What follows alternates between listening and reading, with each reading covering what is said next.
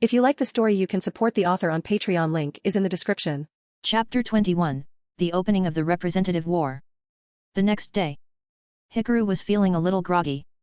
He had stayed up too late last night, making several adjustments to his deck in preparation for this duel. Honestly, even if he lost to Jaden, it wouldn't be anything to be ashamed of. After all, Jaden was the original protagonist. But if you're going to duel, you have to aim for victory. Even if his opponent had supernatural abilities like psychic powers, the Supreme King's might, or the power of darkness, Hikaru refused to back down. I duel to win. Owa across from him, Jaden also looked a little drowsy, yawning. Last night, not only had Cirrus and Chumley dragged him into deck discussions, but even Avian and Winged Kuruba had been pestering him, pointing at cards in his deck and offering their own opinions. They all knew that Hikaru was not an easy opponent to deal with, especially since the two of them had traveled to another dimension together and dueled side by side. They had at least some understanding of each other's thoughts, which only made the duel even more difficult. Targeting, understanding, predicting, calculating, these were all crucial aspects of dueling. When dueling a stranger, with no knowledge of their habits, you could only rely on instinct and intellect to anticipate their next move. But when dueling a familiar opponent, a friend, even if you didn't know what cards they had in hand, you could still make a rough guess about their tactics. For example, if Hikaru were to duel Seto Kaiba, he wouldn't even need to open his eyes to know that Kaiba definitely had 3 blue eyes white dragons and a polymerization in his hand. And that kind of familiarity only made dueling more difficult. Be careful, Jaden. That guy, Hikari, harbors an incomprehensibly vast power. He's not an opponent you can take lightly, give it your all. As Jaden and Hikaru greeted each other and the Academy's medical staff scanned their decks for any irregularities, the Phantom of Avian appeared beside Jaden, whispering a warning. Kuriai, Kuriai. At the same time, a floating, winged Kuruba appeared beside Jaden's face, cheering him on. Jaden was long accustomed to interacting with spirits. Hearing his two partners' words, he grinned excitedly and said to them, "Yeah, that's exactly what makes this even more fun." Meanwhile, Hikaru was also checking his deck. After carefully going through it twice, he finally felt at ease. "Who is that?" On the second floor of the duel arena, a tall, handsome young man asked in a low voice while watching the two duelists. He was the pride of Duel Academy, the undisputed king of Obelisk Blue, the top duelist of the third-year students, and the Academy's strongest duelist, known as Kaiser, Zane Truesdale. Beside him, a blonde girl heard his question. Resting her arm on the railing, she furrowed her brows slightly. "He's Hikaru, a first year from RA Yellow. I heard he's a friend of Jaden's. Last time Jaden went to another dimension, he brought him along." There was a hint of complaint and resentment in her tone, as if she was displeased that she hadn't been invited. Her name was Alexis Rhodes. Because her brother was friends with Zane Truesdale, she often joined him in searching for her missing sibling, making the two of them fairly close acquaintances. In terms of both looks and figures, she was an undeniable beauty. Her long, slender, porcelain white legs often attracted the gazes of the boys around her. There was even an incident where the captain of the tennis club publicly confessed to her. That said, for some reason, the boys she was actually familiar with, like Jaden and Kaiser, were completely uninterested in her appearance or figure. Instead, they were far more curious about her dueling skills. "Are you talking about the partner who went to another dimension with Jaden?" Zane's expression suddenly darkened considerably. "Back then, Atticus and I were also partners exploring another dimension." He recalled the past. "Brother." At the sound of his brother's name, Alexis fell silent in sorrow. "It's all right. One day, we'll find him." Zane shook his head. "Now, let's watch the duel. Did Jaden choose that partner? Surely, it will bring us an exciting duel. Both sides, prepare yourselves." On the field, Professor Crowley raised his hand and shouted, "I declare the start of the final representative battle. Duel. ×2. Jaden LP, 4000. Hikaru LP, 4000. Oh! The cheering from the spectators erupted immediately. "Come on, Jaden. Watch out for Hikaru's fusion. Hikaru, bring honor to our fusion club." On both sides of the audience, distinctly separated by color, sat students in red, yellow, and blue uniforms, while others wore pure purple. Although there were far fewer students in purple uniforms compared to the normal ones, their shouts were no less loud. They had all, to one degree or another, conversed with Hikaru. They weren't exactly his best friends, but then again they were definitely on good terms as members. Today, they had all set aside their individual dorm identities and sat together as one. The members of the Fusion Club and others enthusiastically cheered on Hikaru, the representative of the Fusion Club. Among the many purple-uniformed students, the only one, Bastion, under pressure, sat on that side, wiping the cold sweat from his forehead while cheering for Hikaru. How strange, why do the looks coming from the other side seem as if they're saying I'm a traitor? Bastion mused in bewilderment. After thinking for a while, he finally came to himself, forget it, whatever. Go for it, Hikaru, win it for us. Wow, such passion. Jaden was taken aback by the students directly opposite him. Hikaru, you are really popular. Haha, of course. I am the purest fusion duelist. Hikaru laughed heartily, feeling that his hard work in the Fusion Club had not been in vain. In the entire Fusion Club, who could fuse more than him? Well then, I'll take the initiative. Hikaru didn't even bother with courtesy toward Jaden. Since I can go first, who needs to flip a coin? My turn, I draw a card. He scanned his hand. Unfortunately, he didn't draw any ready fusion or ready style fusion, not even a card from the Flame Swordsman domain. However, his hand did contain other cards that could be used, and they were quite useful. I set one card, and end my turn. Only one set card. What an ordinary turn. It feels like he's going to suffer a loss for nothing. And that opponent is Jaden. He might get OTKD. The students of the Fusion Club were somewhat worried. Meanwhile, the students on the other side were not any happier. Be careful, Jaden, watch out for his face-down card, it's definitely a trap. Yeah, Jaden, it might be Flame Swords Dance. Chumley also shouted. Jaden drew a card, glanced at the field, and didn't rush. Then, I'll normal summon Elemental Hero Wildheart. Elemental Hero Wildheart level 4 Earth Warrior 1500 ATK. Ah, Wildheart won't be affected by trap cards. Chumley, who aimed to be a card designer, immediately recognized it. That's it, Jaden, now test it. Jaden decisively nodded. I attack directly with Wildheart. Wait. Hikaru swiftly flipped over his face-down card. Quick play spell card, Scapegoat.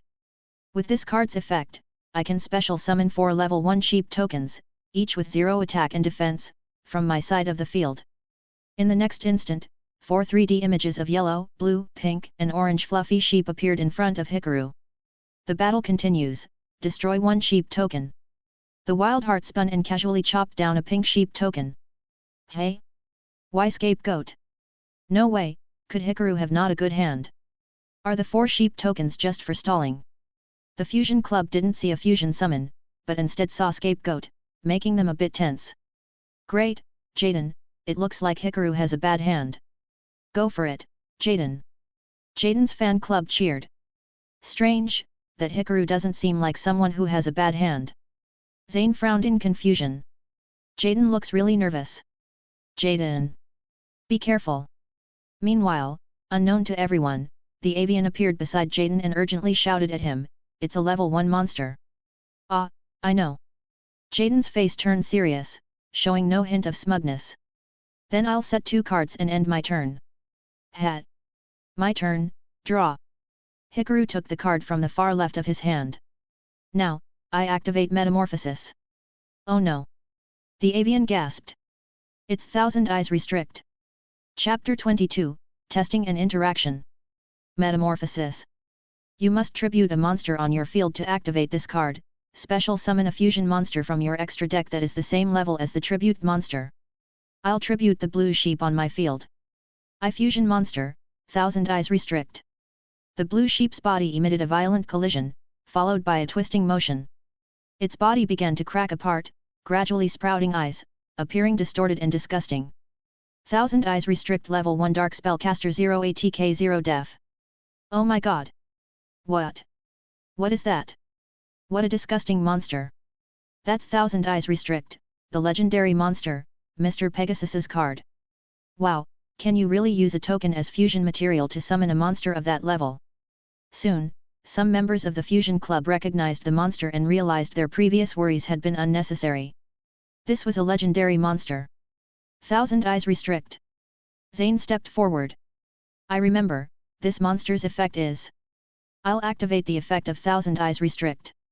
Once per turn, I can equip one monster on your field as an equip card and gain that monster's attack and defense. Thousand Eye Restrict's eyes glowed with eerie purple light, casting it upon the Wildheart. A moment later, Wildheart screamed, turned into a shadow, and merged with Thousand Eyes Restrict's body. Thousand Eyes Restrict's ATK, 01500. Oh no! This way, Jaden's open to a direct attack. While everyone around him was panicking, Hikaru noticed that Jaden wasn't worried at all. Instead, he seemed even more fired up. A face-down card? Unlike Hikaru, Jaden was known in people's minds as the fusion symbol, but in the original, heroes were more of a deck that worked back and forth with spell and trap cards, and it wasn't until Space Hero Neos arrived that fusion deck became what it is today.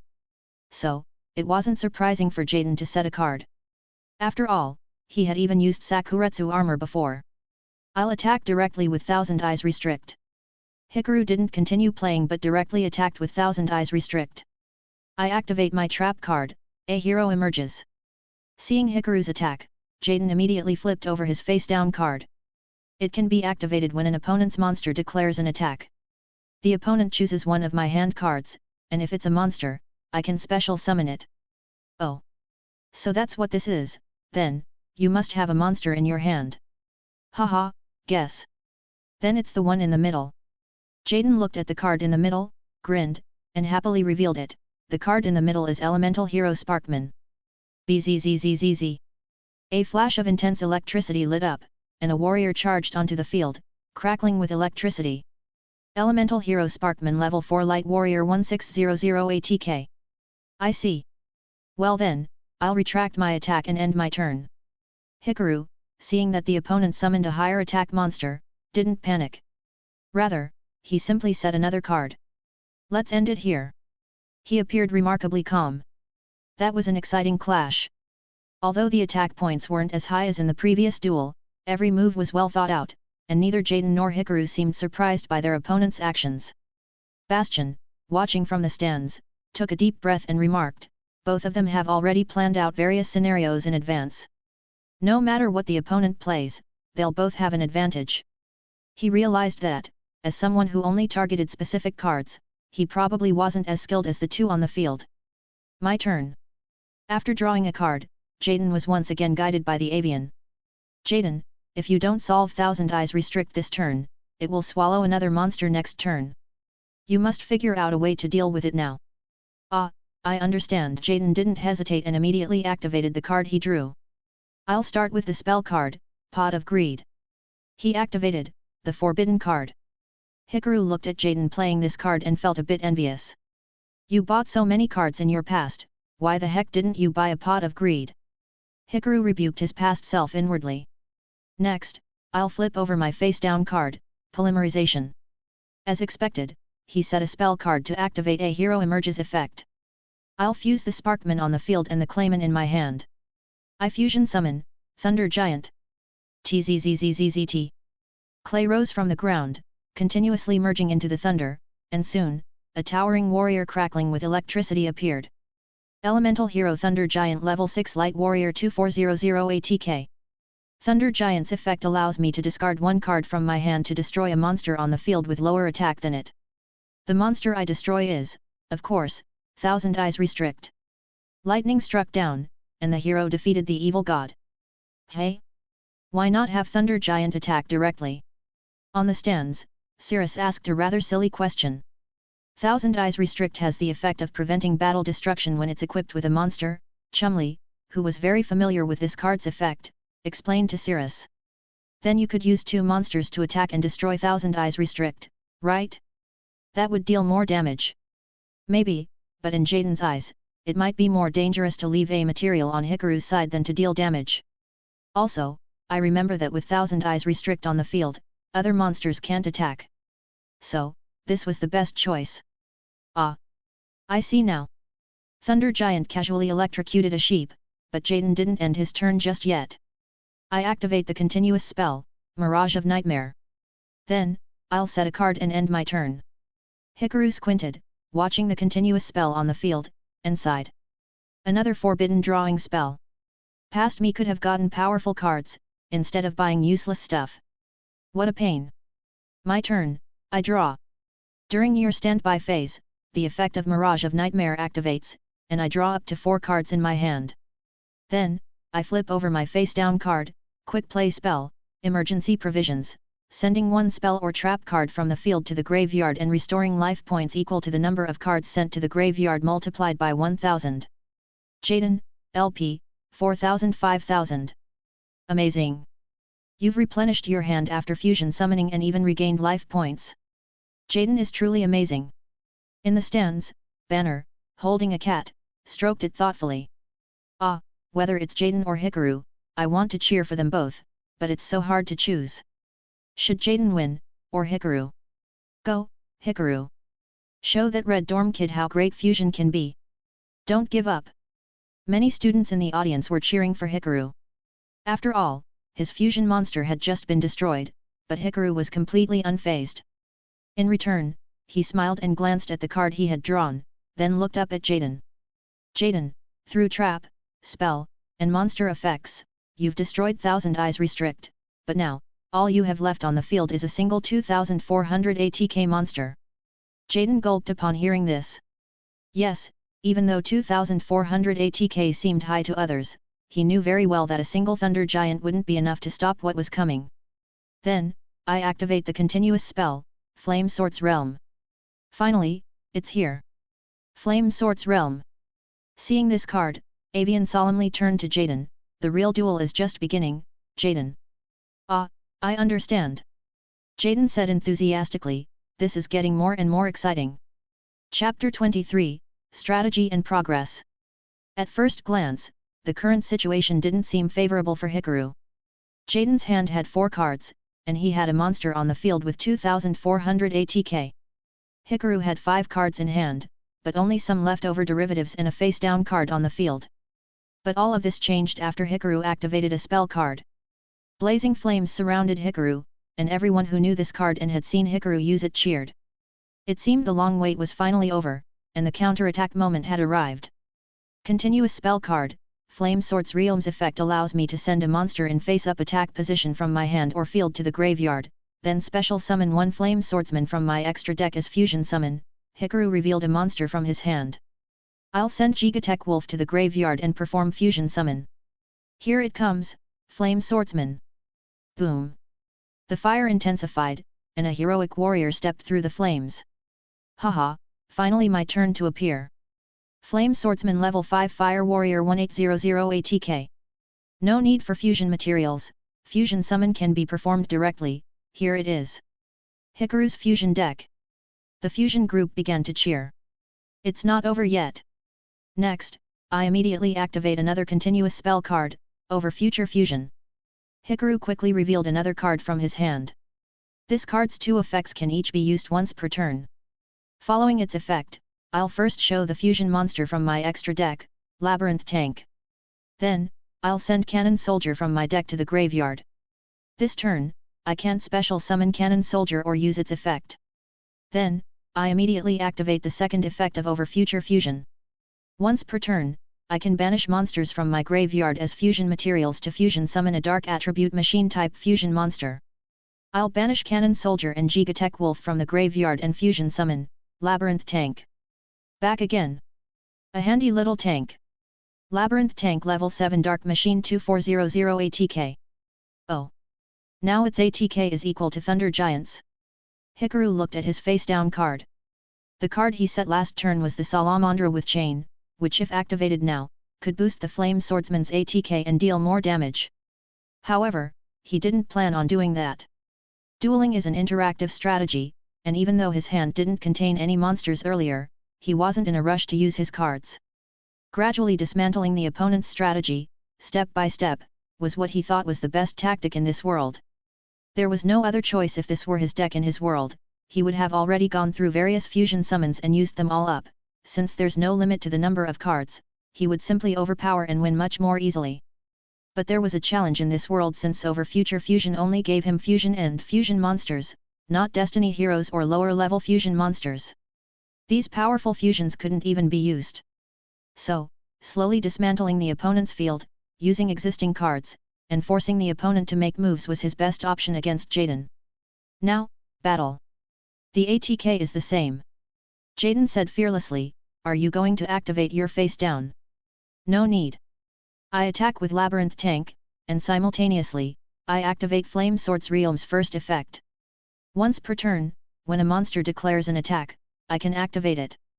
I'll target one warrior-type monster on my field, until the end of the turn, that monster's ATK decreases by 1000, while all other monsters on my field gain 1000 ATK. Flame Swordsman, ATK, 1800-800. Labyrinth Tank, ATK, 2400-3400. Now it exceeds Thunder Giants. Jaden braced himself with his hand, trying to block the barrage. Now, I attack with Flame Swordsman. Jaden, LP, 5000, 4000, 3200. A steady counterattack. On the stands, Zane nodded gently after watching Hikaru's counterattack. As the strongest duelist of the school year's storyline, and someone who had once defeated Jaden, Hikaru knew Jaden's dueling style very well. He was passionate and always went all in, yet he could chain together moves beautifully. At first glance, it might seem reckless, but in reality, every action was well thought out and prepared. When dueling Jaden, you must never be deceived by his seemingly carefree demeanor, thinking he will act impulsively or lose his cool. The best strategy is to gradually pressure Jaden, forcing him to struggle with dismantling the opponent's field, and then strike decisively when the moment arrives, just like he was doing now. Especially because it seemed like Jaden had become significantly stronger since then. Hikaru wiped the sweat from his forehead. He felt a long-lost excitement, the pure joy of playing cards again. In his world, playing cards was truly just a pastime, either playing against an opponent with no hand traps, continuously making moves, or surrendering immediately when the opponent made their plays. He hadn't experienced such a pure, straightforward battle in a long time, particularly with images around him almost seeming tangible, making his heart race. Is this the pure joy of the game? And to think, the current Jaden was still far from his final form. The turn is over, the two monsters' ATK returned to normal. Jaden seemed to be affected as well. He drew a card, looking at the picture on it, his face lighted up with excitement, as expected. When dueling you, I have to use this card. Oh. Back when we were dueling in the alternate dimension, we won thanks to you pulling out this card. That's when I realized you think ahead more than I do. Jaden smiled brightly. Now, I finally have the chance to face you head on. I activate the spell card, Miracle Fusion. Miracle Fusion. Seems like he got the idea from Hikaru. Hikaru was surprised as well. Where did you get that from? I pulled it from a pack at Tom-san's shop, and just happened to get it. So rich, so lucky, so damn lucky. While Hikaru was about to run out of money for bread. Then, based on Miracle Fusion's effect, I'll banish Avian and Wildheart from the graveyard to perform a fusion summon. Graveyard Fusion. Seems like he learned it from Hikaru. I fusion summon, Elemental Hero Wild Wingman. Elemental Hero Wild Wingman level 8 Earth Warrior 1900 ATK. Avian, that was the card discarded by Thunder Giant last turn. Hikaru had previously checked Jaden's graveyard, so this didn't surprise him. According to Wild Wingman's effect, I discard one card from my hand and destroy one spell or trap card on the field. I choose your face down card. Hearing this, Hikaru immediately flipped over his trap, then, I activate my face down, Salamandra with chain, equipping it to Flame Swordsman. Based on its effect, it boosts Flame Swordsman's ATK, and then I'll change one of your effect monsters to face down defense. I'll cover Wild Wingman. No problem. Jaden didn't mind at all. Go, Wild Wingman. The chain covered in flames wrapped around Wild Wingman, and he howled as he shot countless feathers, colliding with the chains. In the end, Wild Wingman was covered, the chain shattered by the feathers. So, it was that face-down card. Jaden was not at all surprised when he saw it. You gave up on dealing more damage to me because you didn't want to waste the powerful effect of your face-down card. Just like how you stopped me from using Sakuretsu armor before. Ha, that's right, Jaden. You learn fast. Hikaru said with a smile. And now, you have no protective cards left on the field. Jaden's eyes lit up, and next to him, the black-winged hero floating in the air nodded in agreement. Then, I activate the field spell, Fusion Gate. Jaden placed the card into the duel disc's field slot, and immediately, the entire duel arena began to change colors, gradually turning into a pure black sky, with only some green grids showing any color. The materials for the fusion are elemental hero and wind attribute monster. Even a face-down monster can be used as material. This is fusion. Jaden shouted excitedly. I activate the effect of fusion gate, and fuse the elemental hero wild wingman on the field, and this, second avian in my hand. The second avian. The dark-colored, fierce, and fully unheroic sprite flew out of the card under Hikaru's gaze and fused with the monster on the field. I fusion summon come forth, my old friend, elemental hero Great Tornado. A roaring gale swept through. A massive tornado engulfed the entire duel arena. Many students started holding onto nearby objects to keep themselves grounded, while some standing girls struggled to shield their skirts, letting out surprised shrieks. Within the howling wind, a battle-worn warrior slowly revealed himself, tossing his cloak aside and glaring coldly at his opponent. Elemental Hero Great Tornado Level 8 Wind Warrior 2800 ATK. The effect of Great Tornado: when this card is fusion summoned, all monsters on the opponent's field have their ATK and def reduced by half. Flame Swordsman, ATK, 1800-900. Labyrinth Tank, ATK, 2400-1200. Wow! What a powerful monster! Goodness, even 5000 life points would have to bow down before him, right? Battle, Great Tornado, attack Flame Swordsman. The gale sucked and blew. Flame Swordsman struggled for a moment, but was kicked to pieces by Great Tornado. However, afterward, Great Tornado glanced at Hikaru, casually waved his hand, and didn't direct the attack at him. Hikaru, LP, 4000-2100. Ha, end turn. Hikaru rubbed his shoulder. Avian had talked tough, but even so, it wasn't too bad. It hadn't really dealt any heavy blows, so it didn't hurt in the least. In turn, Hikaru's competitive spirit had been thoroughly ignited. He drew a card from his deck, glanced at it, and couldn't help but burst into laughter. Jaden, I admit, you've become even stronger since then. But on the road of fusion, I will never lose. Final turn. Chapter 24, The Final Round. Hearing the declaration of final turn, all the spectators became revved up. They were greatly curious about why Hikaru could be so confident, calling it the final turn. Interesting, Hikaru, he's full of confidence. Zane crossed his arms, watching him with a gleam of joy in his eyes. More and more excellent duelists were appearing in the academy, and though he was about to graduate, he still felt pleased. Although Jaden had already begun showing some talent, through his eyes, Jaden was still far from his level. Now another person of his interest showed up, how could that not excite him? The thrill of the cards was taking over. But, with insufficient hand resources and all the monsters on the field having their ATK reduced by half, how can he possibly turn the situation around? Alexis's question was the same as that of most of the students. With not enough cards in hand, monsters having their ATK halved, and trap cards destroyed, it seemed like a dire situation. In such a case, even fusion seemed almost useless. After all, even if he wanted to fusion summon the ultimate ancient gear golem, looking at the field in hand, it seemed he wouldn't have enough resources. Albeit Hikaru knew better than anyone his deck didn't even have ancient gear golem.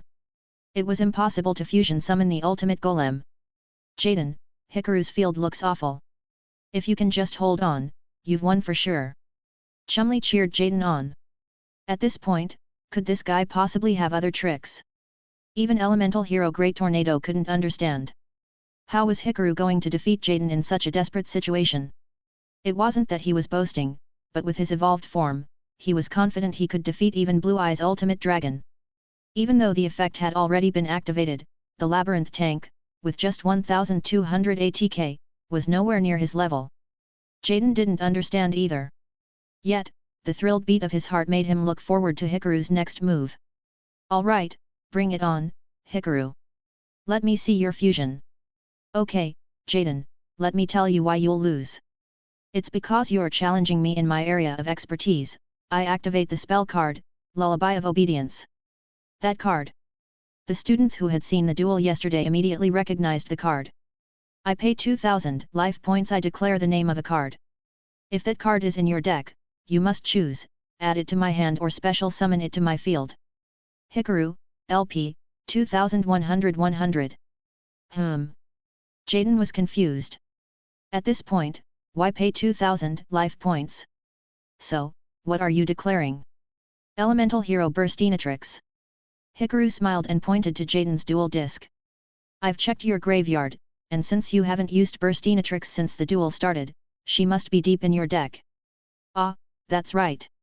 Jaden pulled out his deck, checked, and found Burstinatrix buried at the bottom. He took her out and threw her to Hikaru. Once Hikaru got the card, he didn't rush to use it. He then activated the effect of his Flame Swords realm on the field. I'll send Labyrinth Tank to the graveyard and fusion summon the second Flame Swordsman from my extra deck. Haha, I'm back. Although one of the Flame Swordsmen was a regular card and the other was a spirit possessing the card, the Flame Swordsman spirit could travel between the two cards. Now, with the opportunity to appear, he cheered and puffed out his chest towards the Dark Flare Knight in his deck, not on the field.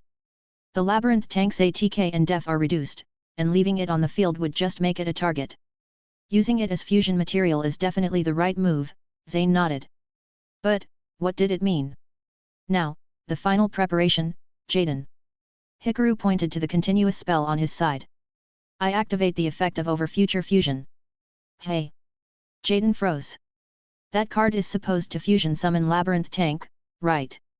He was a tad slow to react. According to the effect of over future fusion, I reveal a fusion monster from my extra deck and send one of its fusion materials to the graveyard. This turn, I can't special summon that monster or activate its effects. Hikaru pulled out his extra deck, looked for a card, and smiled as he spoke. What I'm showing is, this one.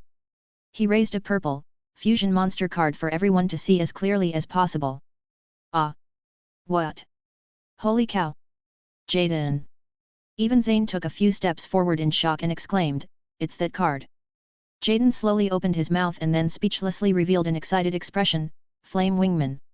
Yes, the fusion card Hikaru showed was Flame Wingman. I send Avian from my deck to the graveyard. Hikaru opened his deck and showed Avian from his deck before placing it in the graveyard. Seeing this, Great Tornado felt an indescribable unease. It's over. He'll be hit from the side by his own move. You've been carrying this card all along. Jaden suddenly realized. Ah! Yesterday, during the duel, you told a senpai you would use this card to fuse my monster. That's right.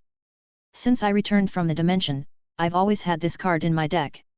In fact, it was that day when Super Fusion fused two elemental heroes from his deck into this one. Jaden gasped, it's not just fusion materials, even fusion monsters. Hikaru spread his arms wide and boldly proclaimed, fusion is the noblest form of summoning in the world. As a duelist who pursues the ultimate fusion, as a member of the fusion army, as a fusion duelist. Not just fusion materials, but even fusion monsters must be fully mastered. Now, I normal summon, Burstinatrix. And, sorry, Jaden, I win. Fusion spell, Miracle Fusion. From there, no explanation was needed. The fusion materials were Burstinatrix and Avian, while a winged warrior with a gigantic dragon head growing from his right arm descended into the blazing fire domain. Elemental Hero Flame Wingman Level 6 Wind Warrior 2100 ATK. When it destroys an opponent's monster by battle, it deals damage equal to that monster's ATK to the opponent. The Flame Swords Realm domain can reduce the ATK of a warrior-type monster on the field, raising all other monsters' ATK by 1000 points.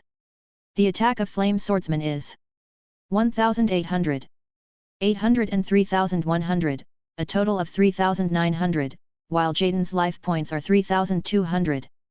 Although Jaden was not at his full strength and was just a newly enrolled protagonist, there was no doubt, Hikaru had won. Battle Phase. Flame Wingman attacks, activating the effect of Flame Swords Realm. Hikaru wore a smile on his face. Defeating the real protagonist, for him, was quite the challenge.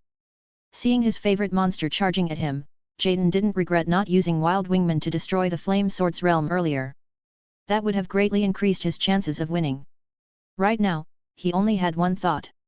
What a fun duel! He happily raised his fist, facing his favorite monster. Come on, Hikaru! Whoa! Fusion! Fusion! Fusion! Hikaru! Hikaru! The duel image slowly faded. The field became bright again. A thunderous cheer and applause echoed through the duel arena. They had witnessed a true duel, one with no loser. No one could have imagined that, in the end, it would be hero versus hero. The winner, Hikaru. Chapter 25, Gift Card. After the duel ended, even Professor Crowlier, who had always looked down on Jaden, didn't make any sarcastic remarks. Instead, he happily joined in the applause. A spectacular duel always resonates with duelists. Of course, another important reason was that the principal had already eagerly stepped forward to congratulate Hikaru and encourage him to keep winning. That was truly an excellent duel. I watched the entire match between you two. The principal smiled while clapping. Jaden, Hikaru, your passionate dueling spirit even made my blood boil a little. Jaden, though you lost, don't be discouraged. I believe today's performance has already lived up to Zane's recommendation of you back then. Oh, right, that happened. Jaden suddenly remembered and looked into the distance, spotting Zane, the Kaiser.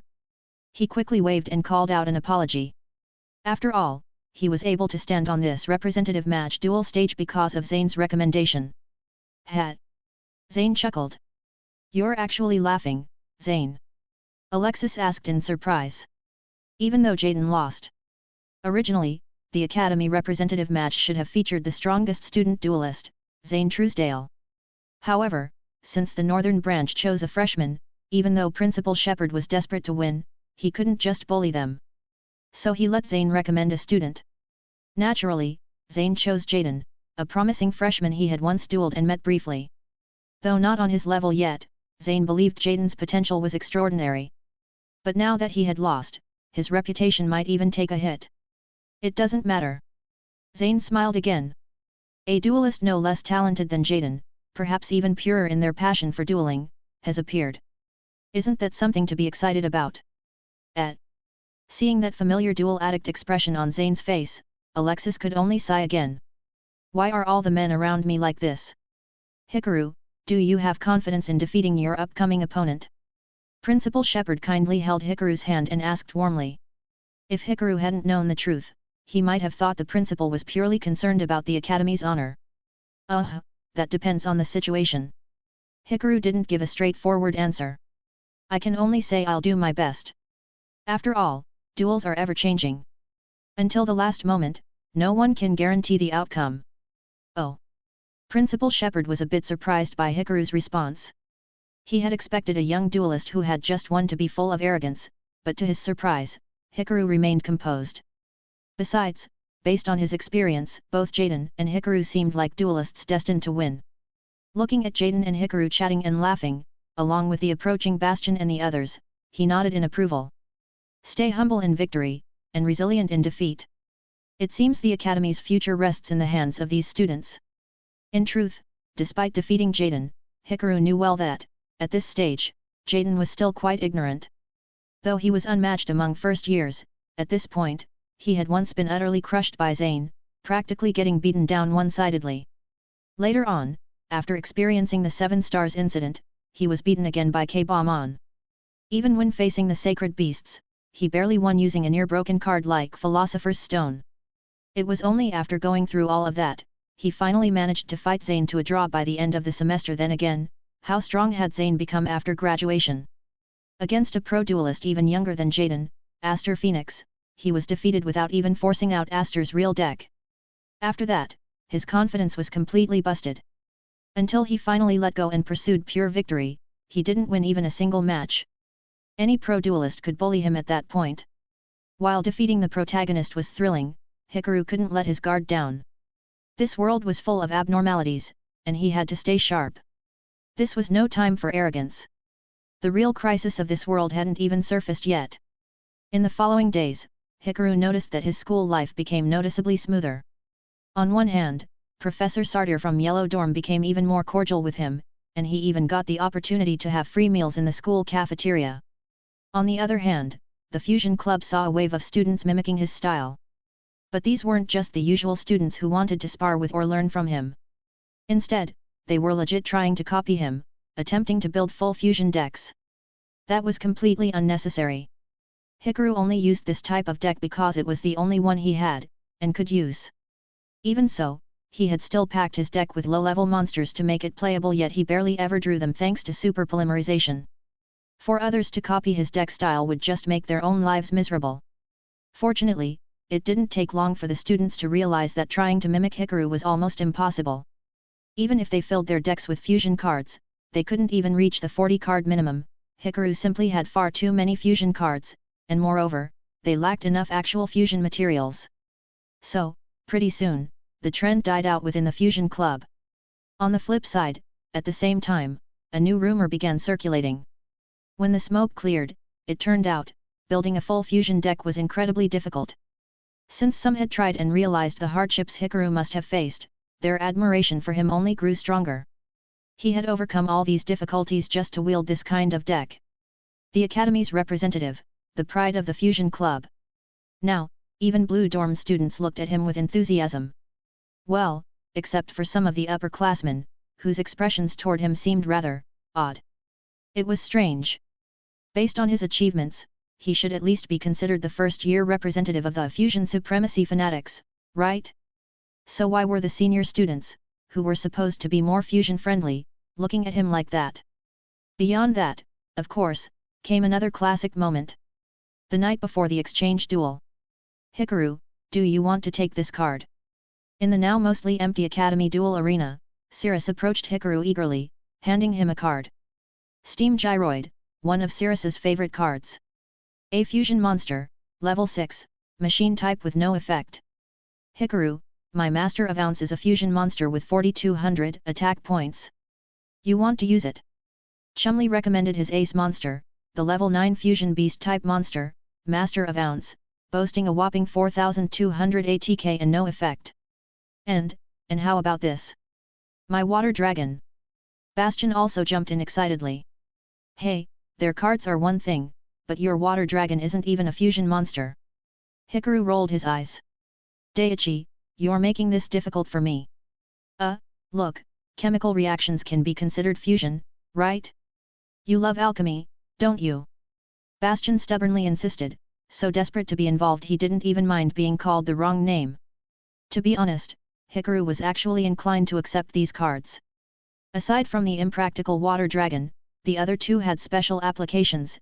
If nothing else, the Master of Ounce's 4200 ATK was certainly useful, and his deck did have a way to suddenly mutate it into play. But there was still one problem. He was terrified that super polymerization would end up fusing away his own allies' cards. Hikaru, guys, you're all here. At that moment, Jaden entered the duel arena and spotted the group. What are you all up to? Jaden, we. Cirrus quickly explained. With the duel happening tomorrow, they all wanted to help Hikaru win while also hoping their ace monsters could appear in battle. After all, Hikaru was so good at material-free fusion that their monsters might actually get summoned. Oh, I see. Speaking of which, Hikaru, here, take this card. As if suddenly remembering something, Jaden rummaged in his pocket and pulled out a purple-colored monster card, handing it to Hikaru.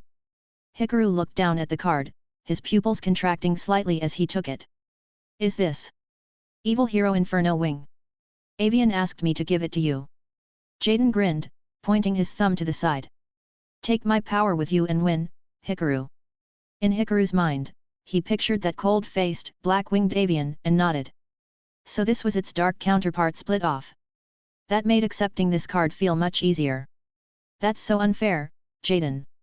Yeah, seriously, Jaden. Ha ha ha. Jaden scratched the back of his head, then promptly changed the subject. Oh, by the way, on my way here, I saw the North Academy's representative. Did you know?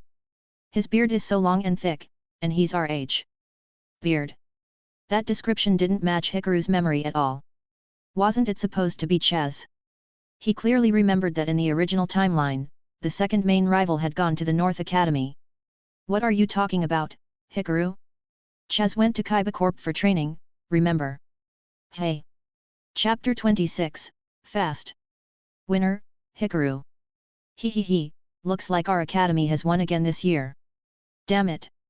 Just you wait, next year I'll definitely get my revenge.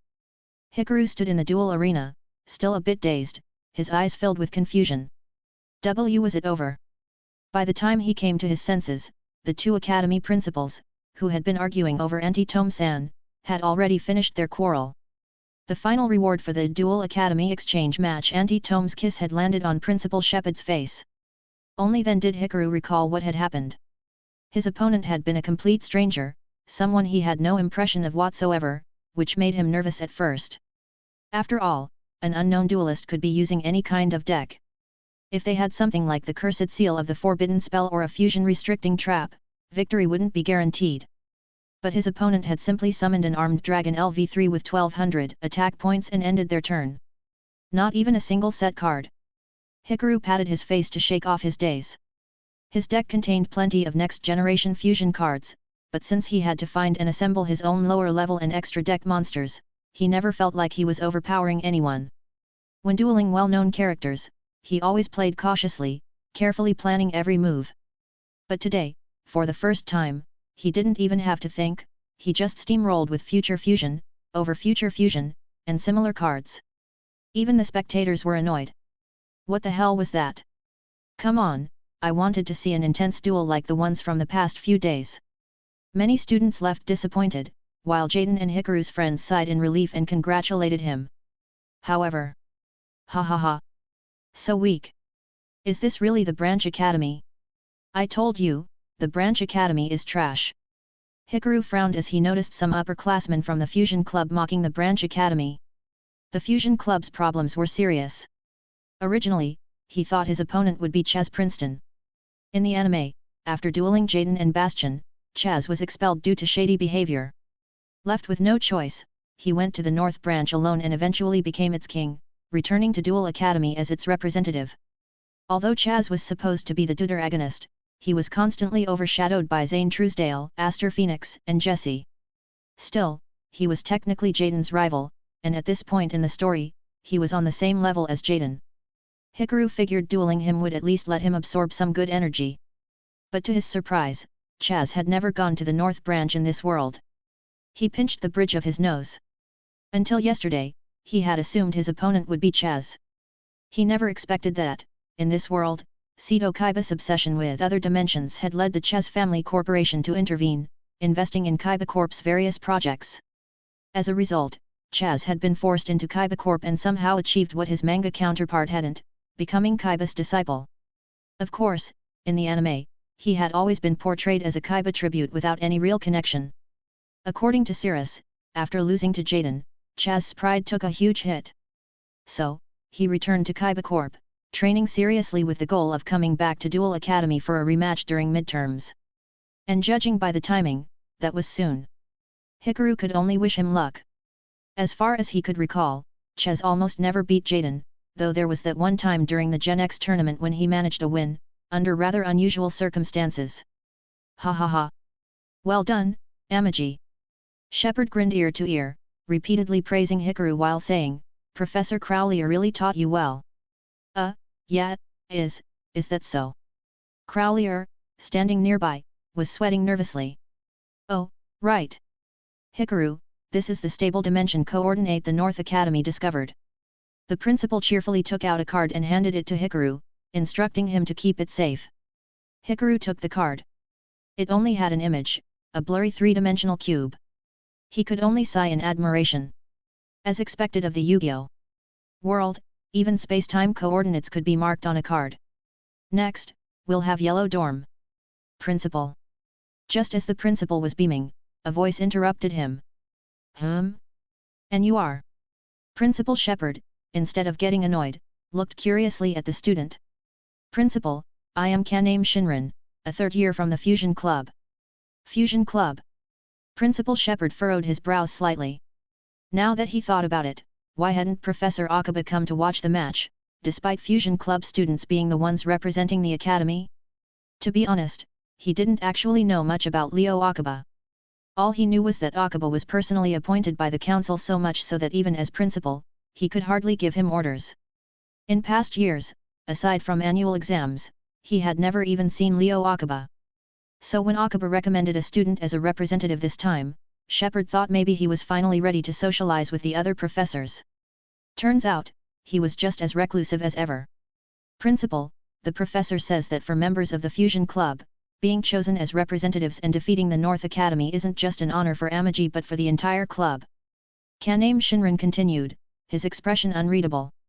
A student who has achieved such merit shouldn't just receive academic credits but also recognition from the Fusion Club. That way, all students will feel more motivated to study and duel with enthusiasm. Professor Akiba actually thinks that way. The principal looked surprised but pleased. Standing to the side, Hikaru rolled his eyes.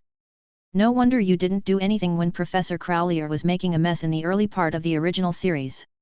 You really are too kind, Principal. But he understood, this was clearly aimed at him. Our Fusion Club also has a dimensional gate. There's no need to waste Yellow Dorm's monthly energy quota. We can use our own gate to send Hikaru instead. This way, in the future, he can still use Yellow Dorm's gate to travel to other dimensions. How thoughtful, Professor Akiba. Principal Shepard nodded continuously before turning to Hikaru. Well, Amagi, what do you think? Of course, I'm fine with it.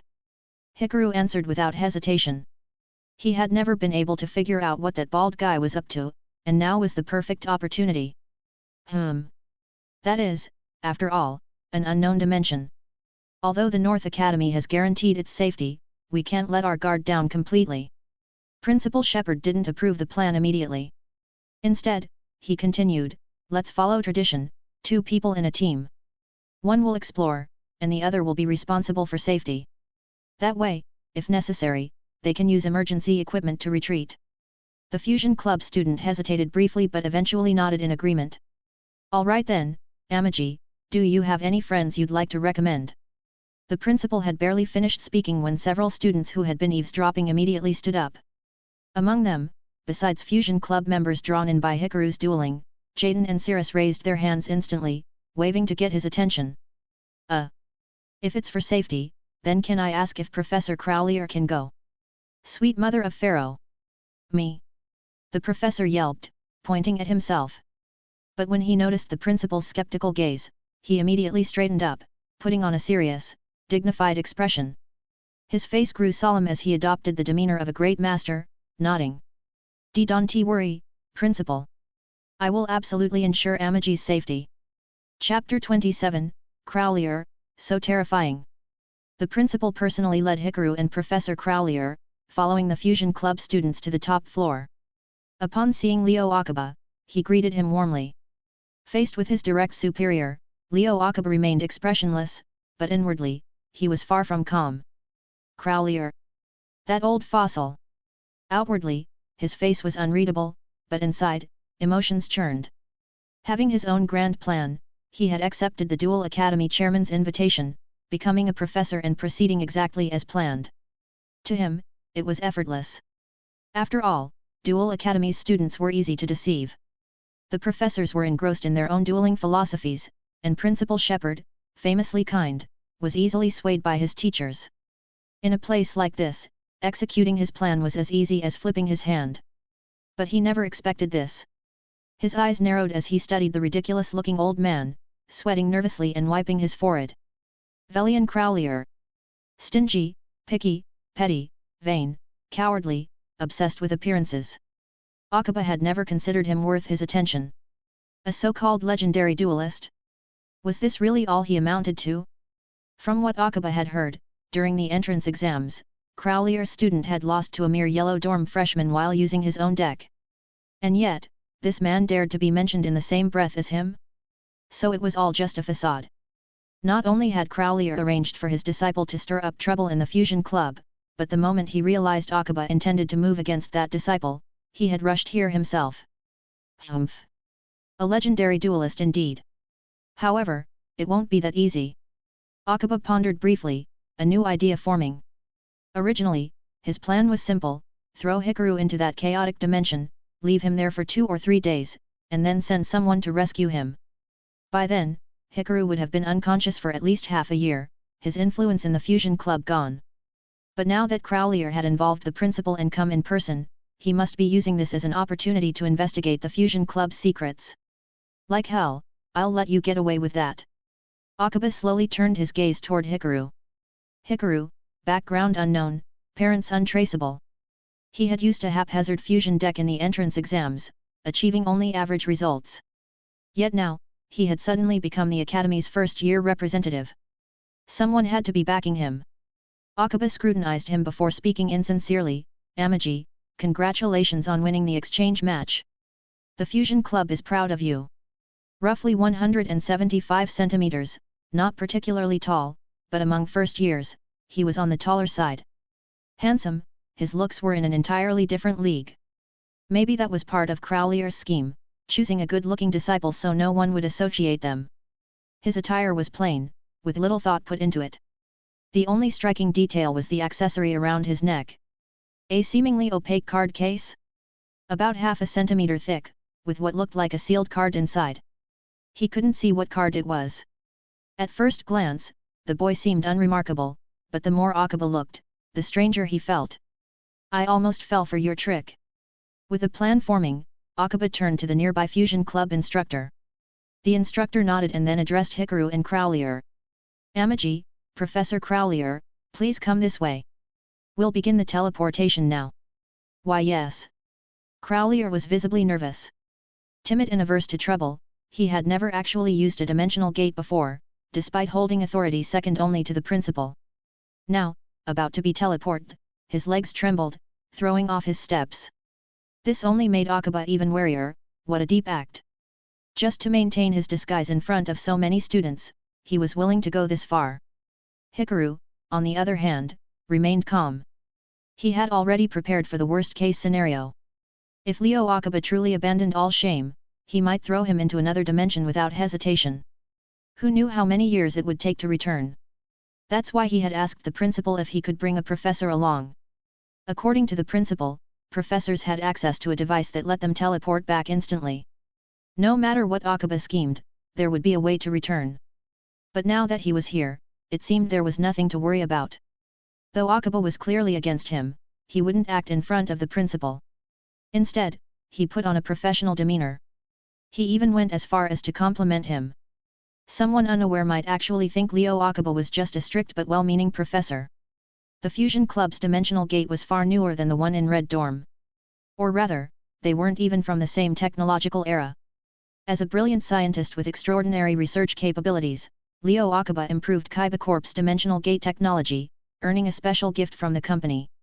Naturally, this machine was far superior to Red Dorm's outdated model. Not only could it teleport to precise locations, but its shielding was stronger, keeping portals open longer and more stable.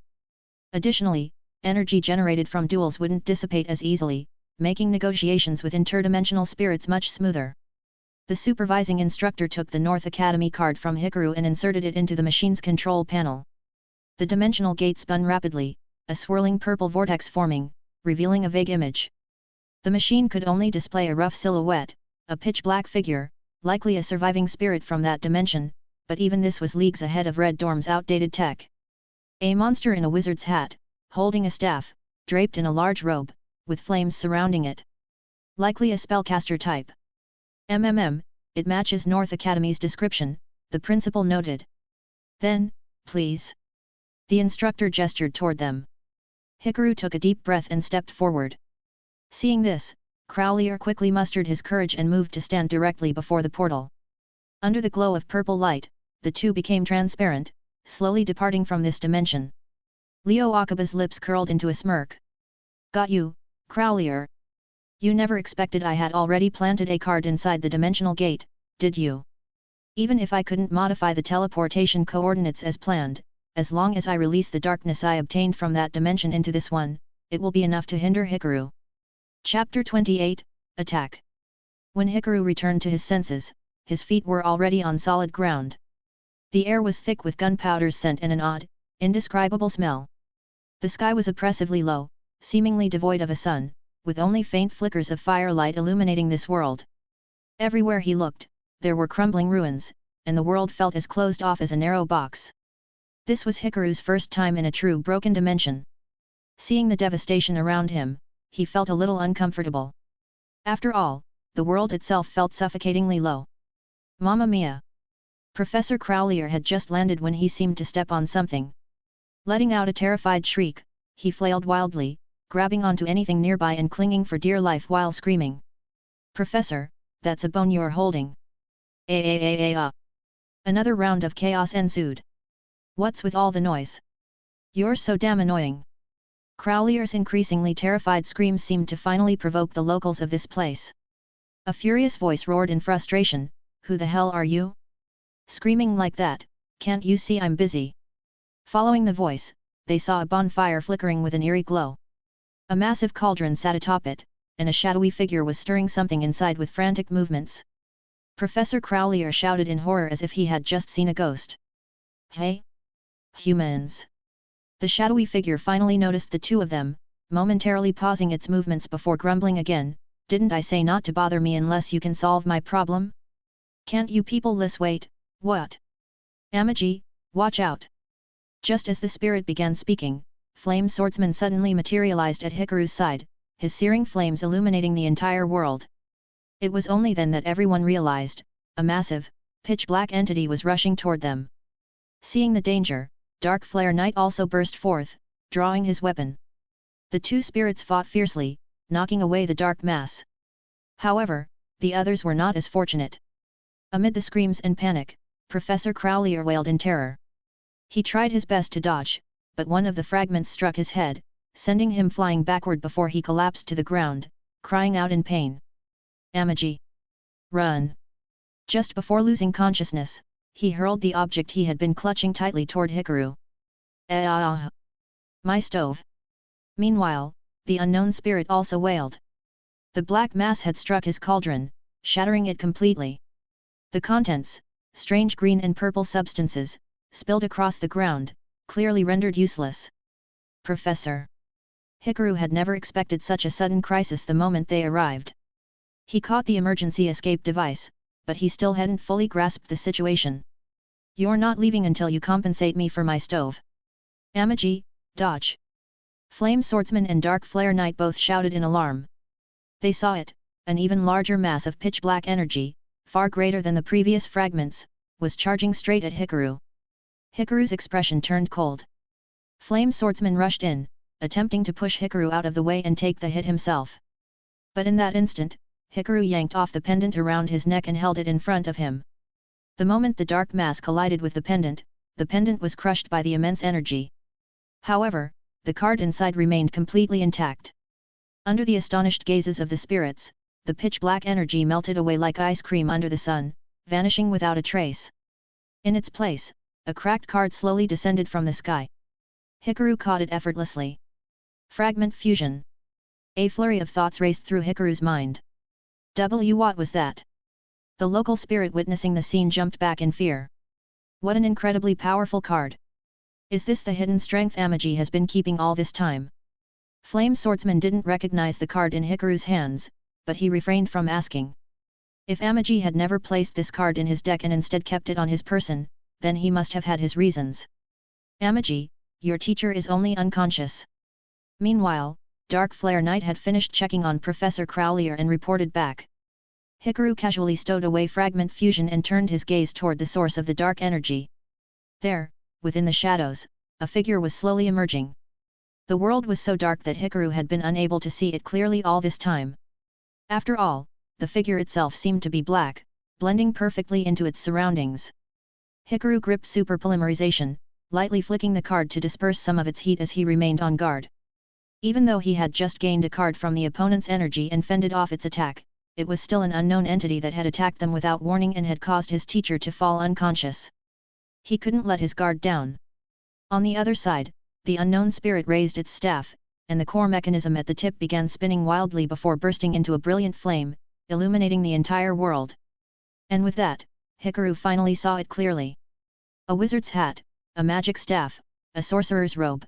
Just from these descriptions alone, one might really mistake him for a spellcaster-type monster. But a closer look immediately revealed something off. His entire body wasn't clad in a mage's attire at all. Instead, it was made of technology. He was reforged warrior, full metal foes alcast.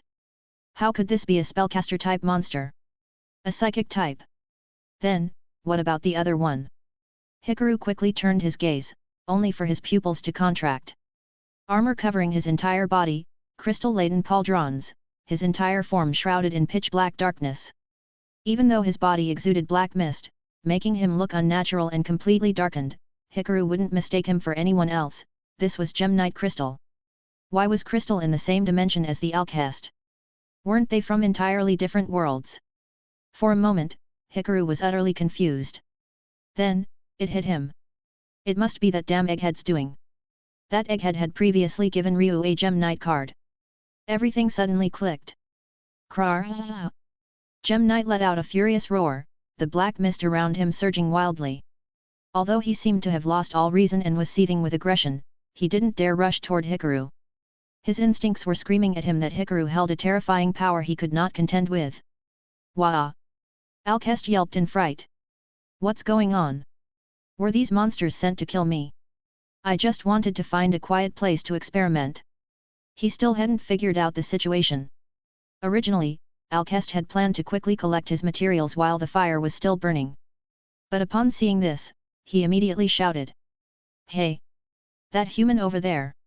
Get rid of him for me, and I'll follow you out of here. Upon hearing those words, Hikaru's eyes lit up. He flipped over, landing beside Professor Crowlier. Without hesitation, he reached into the professor's dual disc, pulled out his deck, and swiftly spread it open. After quickly picking out a single monster card, he decisively inserted it into his own deck. Then, without hesitation, he activated his dual disc, facing the Gem Knight head-on. Click-clack. The dual disc automatically unfolded. Don't call me that human over there. My name is Hikaru. Come on, spirit, let's duel. On the other side, as soon as Hikaru activated his dual disc, Gem Knight froze for a brief moment. Then, crack! Crack! The sound of shattering echoed as his left arm fractured, black crystals bursting forth before reforming into a dark crystal dual disc. A deck materialized within it. Hikaru smirked. Good. Even without reason, as long as a duel challenge was issued, it would be accepted. That meant, no matter what, as long as they could duel, everything was fine. Gem Knights was a fusion deck. And for Hikaru, that meant there was no way he could lose, whether it was the Gem Knight series or the Outcast, they were both excellent fusion-related cards. Professor Akaba, I'll gladly accept this gift you've given me. Chapter 29, The Different Dimensions of the Country Alchemist. My turn. Roa. Just as Hikaru was about to use the technique he'd been practicing, I'll secure the first move, the Gem Knight crystal before him wrecked all conventions, simply drawing a card from his deck and howling wildly. Wait, you can do that. Hikaru had to admit, he just learned something new. Seeing his opponent's crazed state, he knew this wasn't entirely intentional. But since the dual disc hadn't flagged it as an illegal move, it meant this method of seizing the first turn was technically allowed. Hooray! Crystal revealed a card from his hand, projecting it into the air for all to see. Summoner's Art. Hikaru recognized it, a spell card that allowed the user to add a level 5 or higher normal monster from their deck to their hand. A glow emanated from Crystal's deck. In the sky, a massive, smoke-emitting white gemstone coalesced. With a sharp crack, the card shattered, revealing its true form. Gem Knight Crystal. He added himself to his hand. Gra.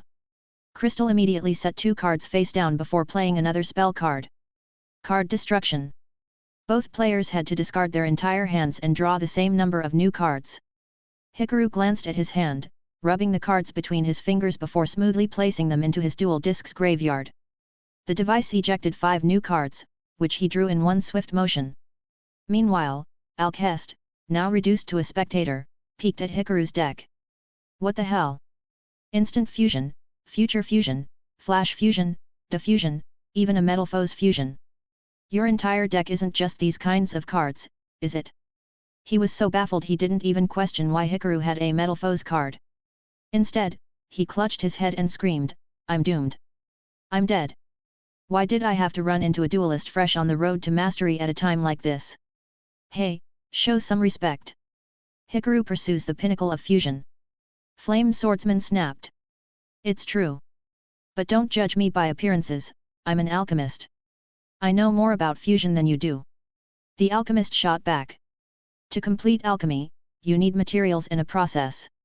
If your deck is all spell cards, without any materials, how are you supposed to create an alchemical product? Hat. Then watch closely, you backwater alchemist from another dimension. Dark Flare Knight, usually reserved, had a venomous tongue when he chose to speak, leaving the alchemist momentarily speechless. Hikaru wanted to chime in, but his focus remained on his opponent. Since Crystal wasn't speaking, he had to watch closely for any sudden loophole abuse or cheating he might otherwise miss.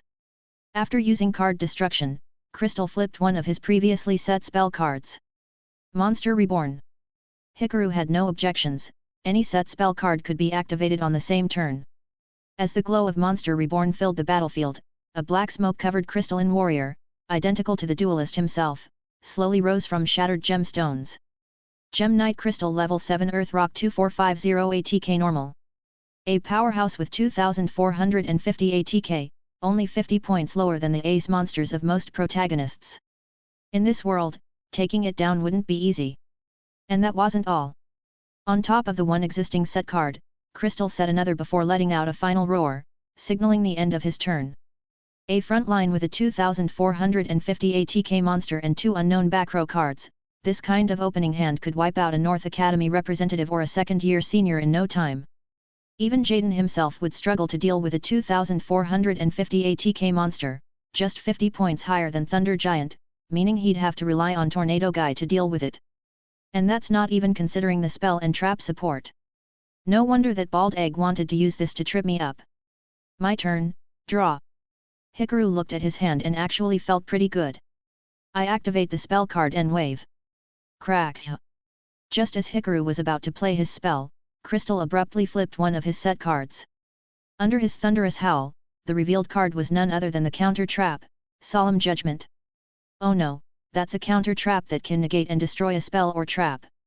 The alchemist clutched his head in horror, muttering despairingly, "It's over, it's all over."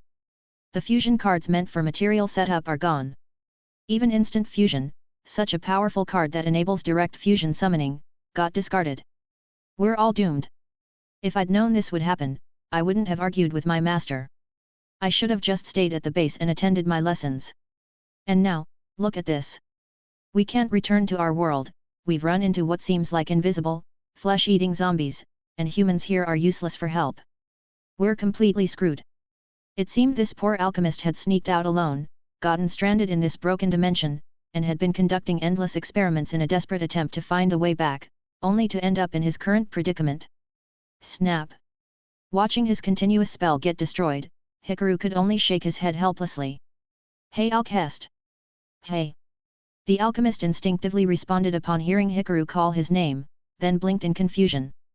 Wait, how do you know my name? It's just one card being negated. No need to panic.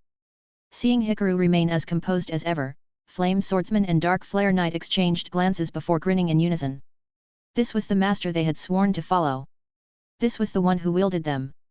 Fusion is the most noble form of summoning in the world. Don't let your own understanding limit your imagination. It's just one fusion getting negated. There are countless ways to obtain materials. And who says we even need them? Let me show you, then you can follow me out of this dimension without any second thoughts. I activate the effect of Metal Foe's fusion in my graveyard. If this card is in the graveyard, I can shuffle it back into the deck, then draw one card. As the familiar energy of a fusion spell ignited, Alcest momentarily froze. No wonder those two spirits were so loyal to this human, it was not without reason. But talking was cheap. If Hikaru couldn't pull it off, then everything would be over. Next, I activate the normal spell Fusion Armament. Hikaru revealed a spell card with an illustration of Flame Swordsman and Dark Flare Knight in the background. This card can only be activated once per turn. I can reveal one fusion monster from the extra deck, then special summon one of the fusion materials listed on it from my extra deck or graveyard. A monster special summoned by this effect cannot attack and has its effects negated until the end of the opponent's turn. I reveal Dark Flare Knight from my extra deck. Flame Swordsman, it's your turn to enter the stage. Oh! My lord, my blood is boiling. Flame Swordsman cheered, leaping from the spectator area onto the field, raising his sword as he faced the towering knight before him. Flame Swordsman had no indecision in serving as a stepping stone or as the overworked and sacrificed unit. He brandished his sword excitedly. A material-less fusion.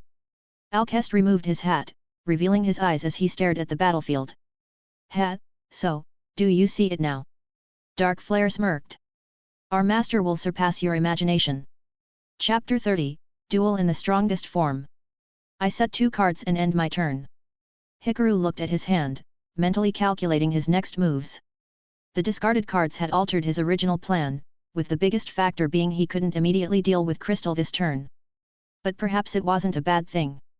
Based on his calculations with his previous hand and the current one, the new cards in his deck gave him more stability, plus he had already drawn one extra card. It was now Crystal's turn. With a roar, Crystal normal summoned a monster. A crimson gem split, and from the shards emerged a knight cloaked in dark mist. Gem Knight Tourmaline level 4 Earth Thunder 1600 ATK. Crystal pointed toward the opponent, and Gem Knight Crystal leaped forward, charging toward Flame Swordsman. I flip my set card, Salamandra with Chain. This card can be equipped to a fire attribute monster, boosting its ATK by 700 points. Flame Swordsman, 1800-2500. Though Hikaru could have set them face down, it was more efficient to destroy the opponent's monster directly. Rarg. Flame Swordsman swapped his large sword for a chain and swung it, knocking Crystal's knight. With a painful scream, the knight was sent flying. Gem Knight Crystal, LP, 3950. Crystal took the hit from the flames, shook his head, and the dark mist surrounding him lightened slightly. But it didn't affect his movements. He turned around and flipped over a set card. Trap card, Fragment Fusion. This was the same card Hikaru had superfused earlier, so he wasn't surprised. It was a trap card that allowed him to banish a Gem Knight from the graveyard for a fusion summon. Crystal banished Gem Knight Tourmaline on the field and a monster from the first turn that had been discarded, performing a fusion summon. Two gems appeared on the field, colliding and shattering continuously. Finally, from the rebel emerged a knight with dull colors. A knight cloaked in a cape, wielding massive gauntlets and exuding a fierce aura. Gem Knight Zirconia level 8 Earth Rock 2900 ATK. Fusion materials, Gem Knight and a rock-type monster. It far surpassed Flame Swordsman in strength. This is it, we can't stop it now. Don't let your knowledge limit your thinking. I activate my trap card, Flame Swords Dance. Hikaru activated the card, unable to suppress a satisfied grin. In truth, this card was one of the most versatile in his deck currently, combining defense, summoning, and sustainability into a fusion.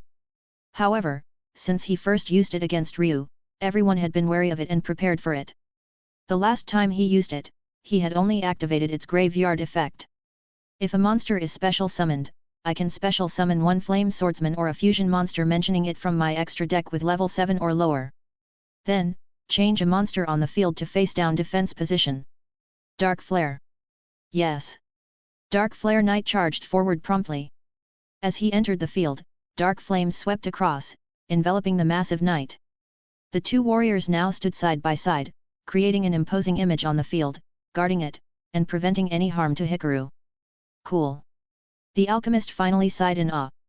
Now, when the turn ends, that monster should be destroyed by its own fusion trap. Powerful cards always come with risks. It's over, we've won. Hat. Hey. The alchemist jumped in shock, goosebumps rising on his skin. He stared at the dark misty knight, Hikaru's opponent, unable to believe what he was seeing. How could he still be smiling? No, how could this already insane guy still have the consciousness to smile? As the battle phase ended, Crystal slowly reached into his hand and pulled out a fusion. The most basic fusion. Normally, the monster summoned by fragment fusion would be destroyed at the end of the turn, but even without his consciousness, Crystal was still a powerful warrior, acting on instinct. He sent Zirconia and Tourmaline to the graveyard, and a knight, with 7 parts identical to him, purple lightning wrapping around him, and wielding a gun shield, slowly descended beneath the thunder. Gem Knight Primora level 7 Earth Thunder 2450 ATK. Another form of crystal. He laughed wildly, pointing at Flame Swordsman. Flame Swordsman instinctively pointed at himself, still confused about what was happening, when Crystal discarded a card from his hand. Then, a massive surge of electricity slammed down, sending Flame Swordsman flying off the field in an instant. Once per turn, Primora can discard one Gem Knight card from the hand to the graveyard and target one face-up card on the field. That card is destroyed. Hikaru stroked his chin. Even though he's lost his sanity, he can still skip the side effect before it triggers and destroy the field with perfect timing. Pretty impressive. Flame Swordsman, are you all right? I'm fine, my lord. Flame Swordsman's body flickered, becoming somewhat ethereal. It was clear that the destructive effect of dark mist had left him in discomfort. Fortunately, Hikaru hadn't lost any LP, so he was fine. He drew a card, looked at it, and smiled. Right now, he was in his strongest form. He was stronger than when he dueled Jaden. I activate my field spell, Gear Town. Hikaru placed the card on the field zone, and the sound of gears rapidly spinning filled the air, resembling music and creating an unusually pleasant noise. As long as this card is on the field, both players need one less tribute to summon ancient gear monsters. I will now tribute the Dark Flare Knight on the field and summon ancient gear golem. The mechanical gear giant strode out from Gear Town. Wow, it's here! Flame Swordsman, who had been clutching his shoulder in pain, cheered with the Dark Flare Knight, both celebrating. The Dark Flare Knight nodded proudly. His lord summoned ancient gear golem using the Dark Flare Knight, yet it was still incredibly astounding. Now, I activate the spell card, Ancient Gear Fusion. Oh! The two warriors clenched their fists spiritedly, leaving the alchemist completely confused. Seeing his blank expression, they eagerly started explaining the effect to him. When using Ancient Gear Golem on the field as fusion material, any monster from the deck can be used as the fusion material. That's so strong! For an alchemist, materials were everything, and in this closed space, even the materials were obtained from humans. So, even though he didn't understand much about dueling, he knew if he could freely use the alchemic materials from the alchemic base in this dimension, he could easily conduct all sorts of experiments. Amidst the astonishment, Hikaru slammed his hands together to initiate the fusion. I fusion summon, Ultimate Ancient Gear Golem. A gigantic mechanical being appeared, its massive form seemingly too large to fit within this narrow, enclosed dimension. Ultimate Ancient Gear Golem Level 10 Earth Machine 4400 ATK. Hikaru grinned and shouted, Ultimate Golem, attack! Ultimate Gear Strike! Now, I activate the Quick Play spell, Battle Fusion. When a fusion monster I control battles a monster on your field, that monster's ATK is increased by the ATK of the opponent's monster until the end of the damage step. Ultimate Ancient Gear Golem, ATK, 4468.50. 6850. The alchemist gaped, shocked to the point of being dazed. As the attack commenced, Hikaru took out Super Fusion and held up the card amidst the thick smoke. Ultimate Golem raised its fist, its eyes glowing red. Its massive fist swung through the air, growing larger as it approached. Primora, with electric light sparking from it, tried to resist, but in an instant, it was pulverized. In the next moment, Crystal's dark aura surged and directly faced the golem's attack. He was instantly driven into the ground like a nail, his eyes clearing in the process. Just as the dark mist around Crystal seemed about to spill over and escape, a powerful suction pulled it toward Hikaru, who grabbed it in his hands. The card still wasn't fully formed, with only black dotted lines on its surface, suggesting that more dark mist-bound spirits were needed to complete it. But just seeing the few words on it already excited Hikaru. El Shaddai Winda.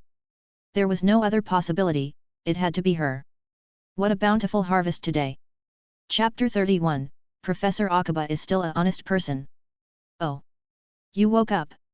Carefully putting Winda's rough draft away, Hikaru walked toward Gem Knight Crystal. The two flame swordsmen quickly positioned themselves beside Hikaru, vigilantly watching the knight stuck in the ground. Crystal struggled weakly for a while, trying to pull himself out of the earth. Unfortunately, after being thoroughly beaten, he had no strength left. After trying 2 or 3 times, he gave up and stopped struggling. Instead, he looked at Hikaru and solemnly said, "Thank you for saving me. I am Crystal, a knight of the Gem Knight Order." Seeing the knight seemed to have regained some of his sanity, the two flame swordsmen relaxed a bit and lowered their guard. "How did you end up here?" Hikaru asked curiously. "Sorry, I don't remember." Crystal wasn't sure either. "I only remember I was leading a team to clean up pollution. I remember now. I was controlled by the power of shadows, almost becoming their puppet, and if my comrades hadn't forcibly expelled me from our world, I would have infected the others." Expelled? Banished? Hikaru couldn't quite understand what he meant. He then explained the recent events to Crystal, causing Crystal's head to drop lower and lower, almost as if he wanted to bury himself in the earth. Only then did Hikaru ask about Crystal's past.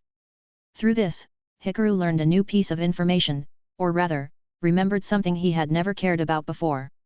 As everyone knows, a Yu-Gi-Oh! Card has not only text but also an important part, the card art. Otherwise, just holding a bunch of papers filled with text wouldn't be very interesting. The card art connects different cards. For example, Gaia evolves from a knight into a chaos warrior, the story of Beast King being beaten by various beasts, or the tale of an angel who had no self-awareness playing with various sacred artifacts and eventually being punished by the gods. These are all classic small stories. Outside of these, there are also large series, such as the DT world where the Gem Knights exist, and the Dragon Swordsman world where the Alchemist resides. These large continuous stories often involve many related characters, factions, and events, filled with death, separation, friendship, and terrifying disasters that threaten the survival of entire worlds, and so on. The DT world, where the Gem Knights exist, is especially fraught with disasters, with apocalyptic-level catastrophes appearing one after another. From the first episode to the grand finale, there are hardly any disasters smaller than the destruction of a clan. At the very least, they can wash the surface of the planet. However, the story Crystal spoke of was different from what Hikaru knew. According to Crystal, he was just one of many Crystal Knights. Although he was a captain, he was certainly not the same Crystal Captain Hikaru knew, who was at the Stardust level. His usual job was handling various pollutants and training new knights for combat, which meant dueling. And this was the biggest difference between card art stories and dueling spirits. In the DT world, there were no cards and no duels, people fought with real weapons. If you didn't fight well, you'd die. But duel monsters were different. They were about training to play cards. The relationship between the two is like origin legends and the fairies born from those legends. To put it simply, the crystal from before is like King Arthur from ancient legend, regal, mythic, and steeped in tradition. But the one in front of Hikaru now? He's more like Saber from Fate/Stay Night, same origin, but reimagined into a whole different battlefield. Connected in spirit, not in substance. However, the path of evolution for spirits is no longer singular. This crystal could also become the savior of the DT world or even maintain his current state forever. Similarly, the alchemist from the other world was in the same situation. And, this kind of thing was also depicted in the original work. For example, in the original, the Shadow Realm in the spirit world was full of evil and misdeeds, but in the card art story, the Shadow Realm actually had two factions, one good and one bad. Hikaru-sama, thank you for waking me up. After Crystal finished speaking, it seemed like he had regained some strength and struggled to pull himself out of the earth. He knelt on one knee and said to Hikaru, I am willing to offer my strength to you and become your knight. However, my comrades are under attack by shadows and darkness. I cannot let them survive alone. Hikaru didn't mind much. Whether or not he got the knight didn't matter. But the alchemist, standing nearby, seized the opportunity to show his worth. Do you know how to get back? Ah. From what you said, your knight order has encountered this situation before. You would send the infected creatures to a different dimension to isolate them and then slowly figure out how to cure them. So I ask you, do you remember which dimension you were sent to? Do you even know which dimension you're in now? You were sent to a broken dimension for unknown reasons, then discovered by a human, and after many twists and turns, you ended up in this dimension where I am. How did you find your way back? Did you just crash into a dimensional wall? Crystal was sweating profusely, unsure of what to say. In my opinion, you might as well follow this human. The world this human comes from has already developed dimensional exploration technology. Perhaps one day, they might find your home, don't you think? Ah, you have a point. Crystal nodded in confusion, then bowed again to Hikaru. Hikaru-sama, please allow me to offer you my strength. Good. Of course. Hikaru responded cheerfully. It felt nice to have someone speak for him.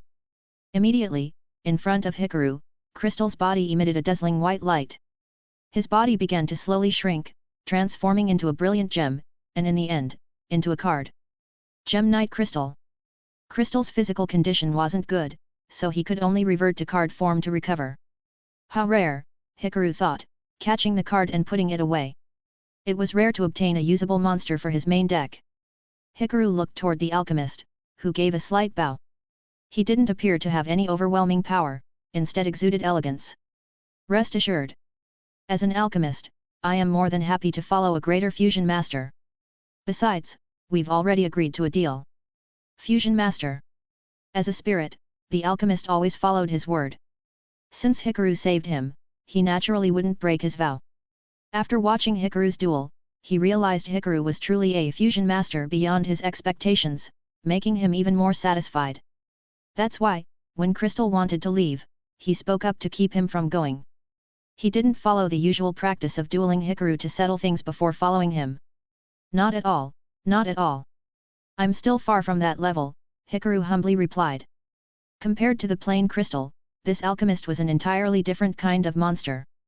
Full Metal Foe's Alchemist was a fusion monster with 0 attack and defense, besides a level 1 monster. The fact that both his attack and defense were 0 would likely make many seasoned card players uneasy, yet being a level 1 fusion monster only highlighted how terrifying he truly was. Actually, in Hikaru's eyes, even considering his currently unusable Master of Chaos and the ultimate Ancient Gear Giant which could only be used occasionally, none of his fusion monsters were as strong as this alchemist. Above all, he was essentially a Thousand Eyes idol that could activate its effect during the opponent's turn.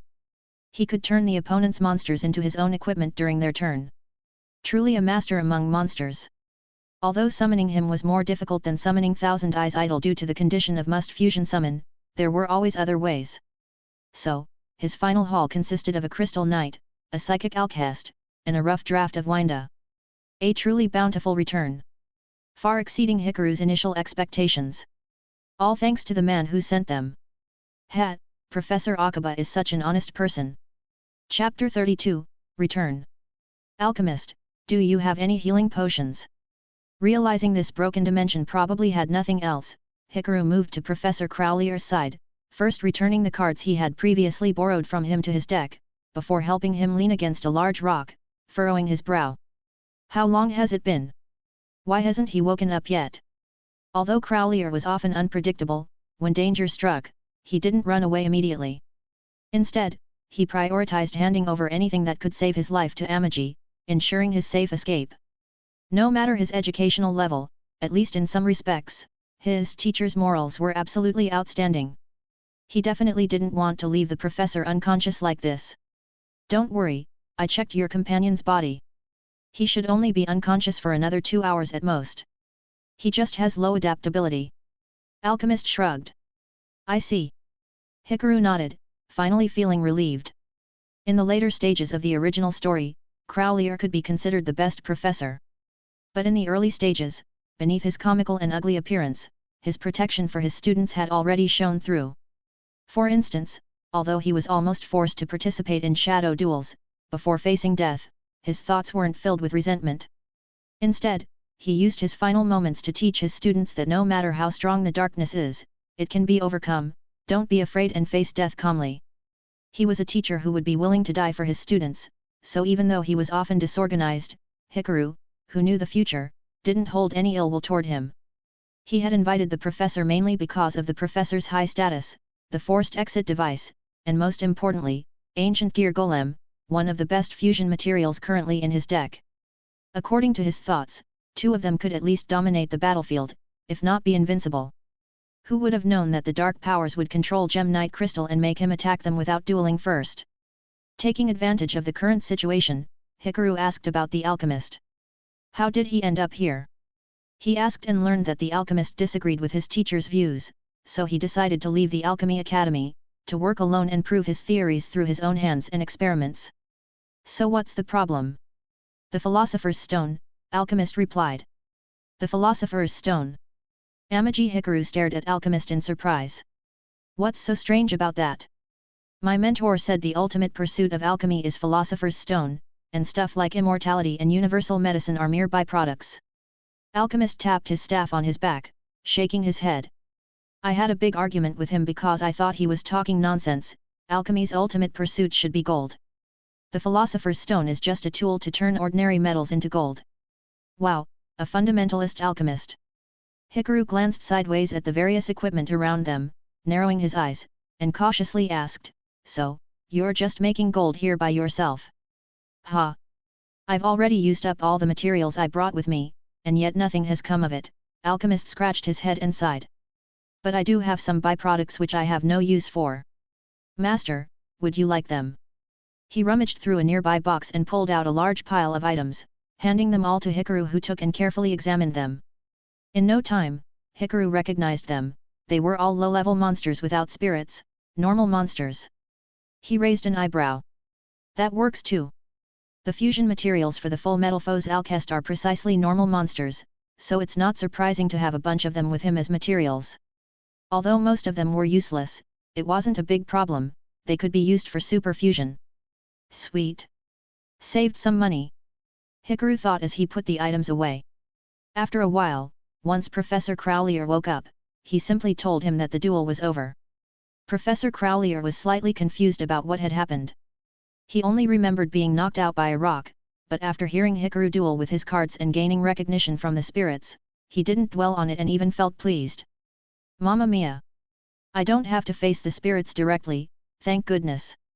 After a short rest and giving the professor time to fix his hair, Hikaru and Crowlier stepped into the dimensional gate and returned to their own world. Compared to last time, Hikaru didn't feel as bad this time, he was just a bit tired, far from the feeling of running a full few kilometers as before. It seemed there was a difference between the two dimensions. The Chaos Warrior's dimension was just too strong. Great heavens!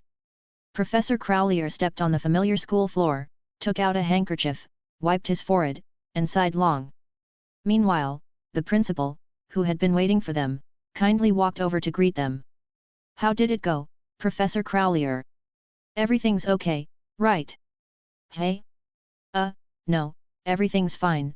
Crowlier clasped his hands in front of him, rubbing them vigorously and acting flatteringly toward Principal Shepherd. It felt completely ordinary and effortless, as easy as breathing. Sleeping through the entire thing was too embarrassing. Before he had promised Hikaru if he performed well on this exam, he would guarantee to give him extra points in exchange for keeping his own situation a secret. So, Hikaru just kept nodding in agreement. All right, then, Hikaru, have you gained the recognition of that spirit? Hikaru nodded. Ha ha ha, it seems next year, that guy from the north will only have the new students challenge in a friendly match, and definitely won't let the second years participate. Principal Shepherd laughed heartily. Well then, thank you for your hard work, Professor Crowlier. Looking at the three of them laughing and talking, Leo Akiba, standing on the other side, wore a gloomy expression so heavy it could drown the room. No surprises. Nothing unusual. As easy as breathing? What does that mean? Crowlier, are you hinting my methods are useless and making you laugh?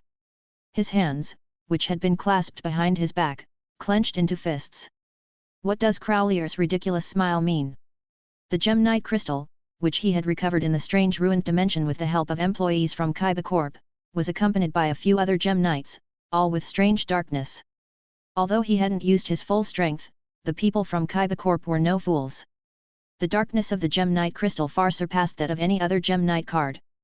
How could two ordinary people survive so quickly and safely? Even if Hikaru had been to another dimension, how strong could his spirit be? Wasn't it just the flame swordsman? How long could it hold up? Could it be? Just then, Crowlier turned around with a smile, looking at him. The grin was strange and massive, frozen on his face, looking almost like a giant lustful jar, making it very eerie and abstract. He's mocking me. Leo Akiba felt as if he might explode with anger. Did he already expect this scene? Did he even plan this step? Could it be that he has the spirit of the ancient gear golem? That would indeed counter the Gemnite crystal. What a damn old man. No, calm down, don't get angry. At least now, I learned about one of Crowlier's trump cards. He took a deep breath, exchanged a few words with the others, claimed he still had work in his department, turned around to leave the teachers to their tasks, and stormed off. He feared he wouldn't be able to hold himself back from directly fighting Crowlier. No, I can't expose myself, I can't let my plans be hindered. Mamma mia, what's wrong with him? Seeing Leo Akiba storm off, Crowlier was a little confused. He lowered his voice and asked Hikaru, could it be I offended him somehow? Professor Akiba might just not be good at chatting with people, Hikaru guessed a little of Leo Akiba's thoughts. He figured his plan had fallen and Akiba was upset, but he didn't mind. He had already figured it out. Leo Akiba was unworthy of being the leader of fusion. Deliberately provoking internal conflicts, treating students like trash, militarizing student management, and secretly plotting against students, trying to trap them in another dimension. How could fusion go well in such a department? He deserved it. Hikaru had decided that in the future, he would hollow out the fusion army and create a new fusion club for himself. As for now, the midterm exams are approaching. He began planning in his mind. The Duel Academy exams were divided into two parts. One was a written test, the other, obviously, was practical combat. His goal was, of course, the scholarship. So now, he needed to fully immerse himself in his studies. Chapter 33, The Arrogant Duel. A few days before the exam, at the airport on Academy Island, a boy with an odd hairstyle resembling a windmill jumped off the plane. He flicked his hair, took a deep breath, and gazed at Duel Academy's high tower, heaving a sigh. "I'm back, Duel Academy." His name was Ches Princeton. A first-year student from Obelisk Blue. "Good luck, Ches. The president's always watching over you. I'll be rooting for you in the exam too." The pilot shouted to Ches from the plane. Ches nodded but didn't respond. Would the president really be watching me? He was doubtful. Stepping forward, he walked toward Duel Academy's high tower. Just before reaching it, he paused, hearing the surrounding chatter, and fell into deep thought.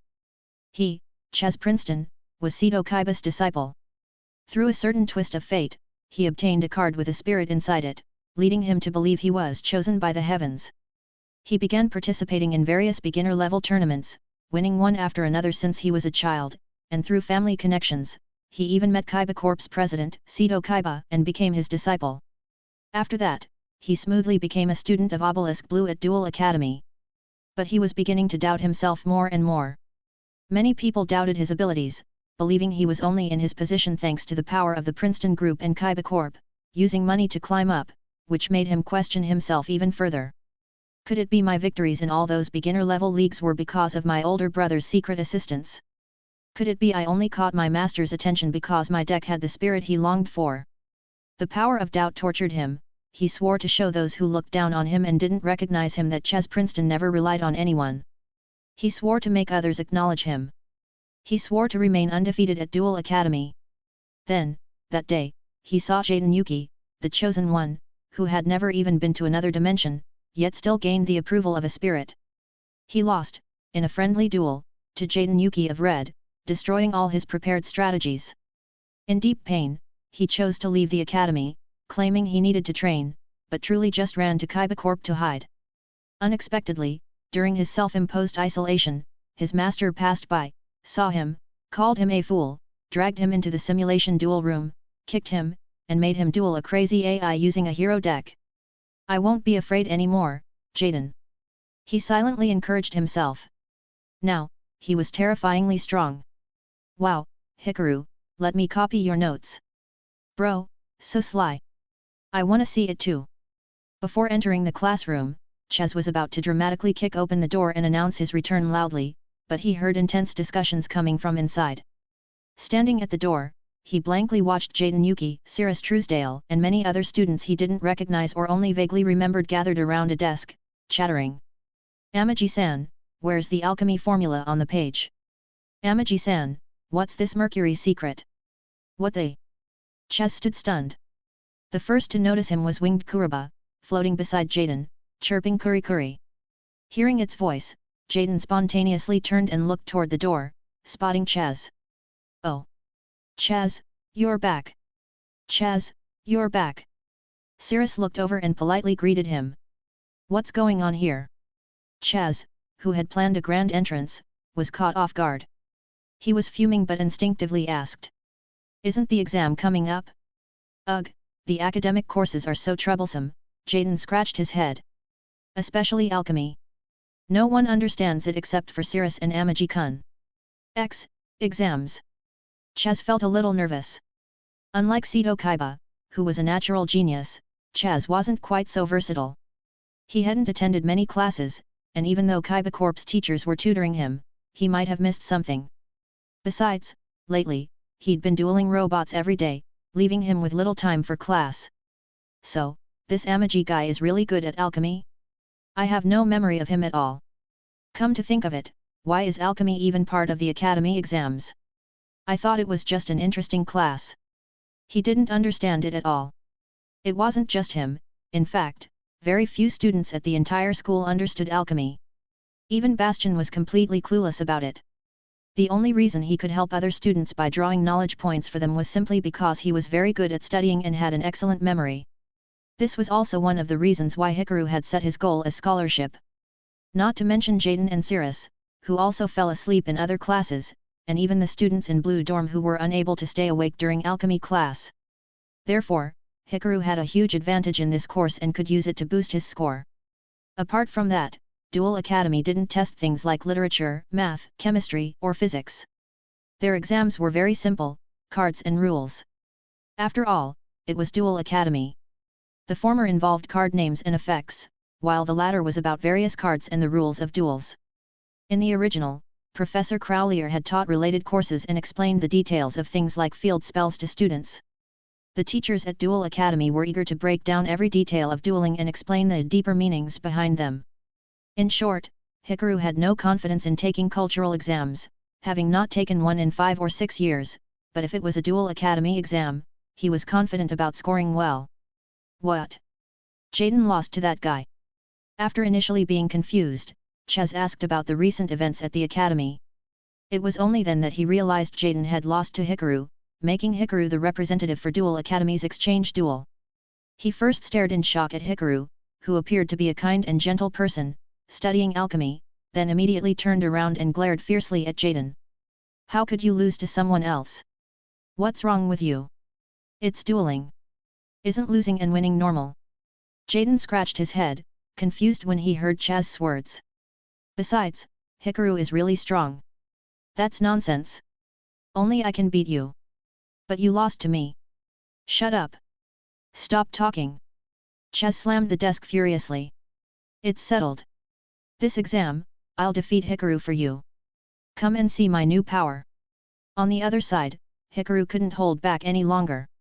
Why is he acting like some kind of story boss? Chapter 34, Chaz.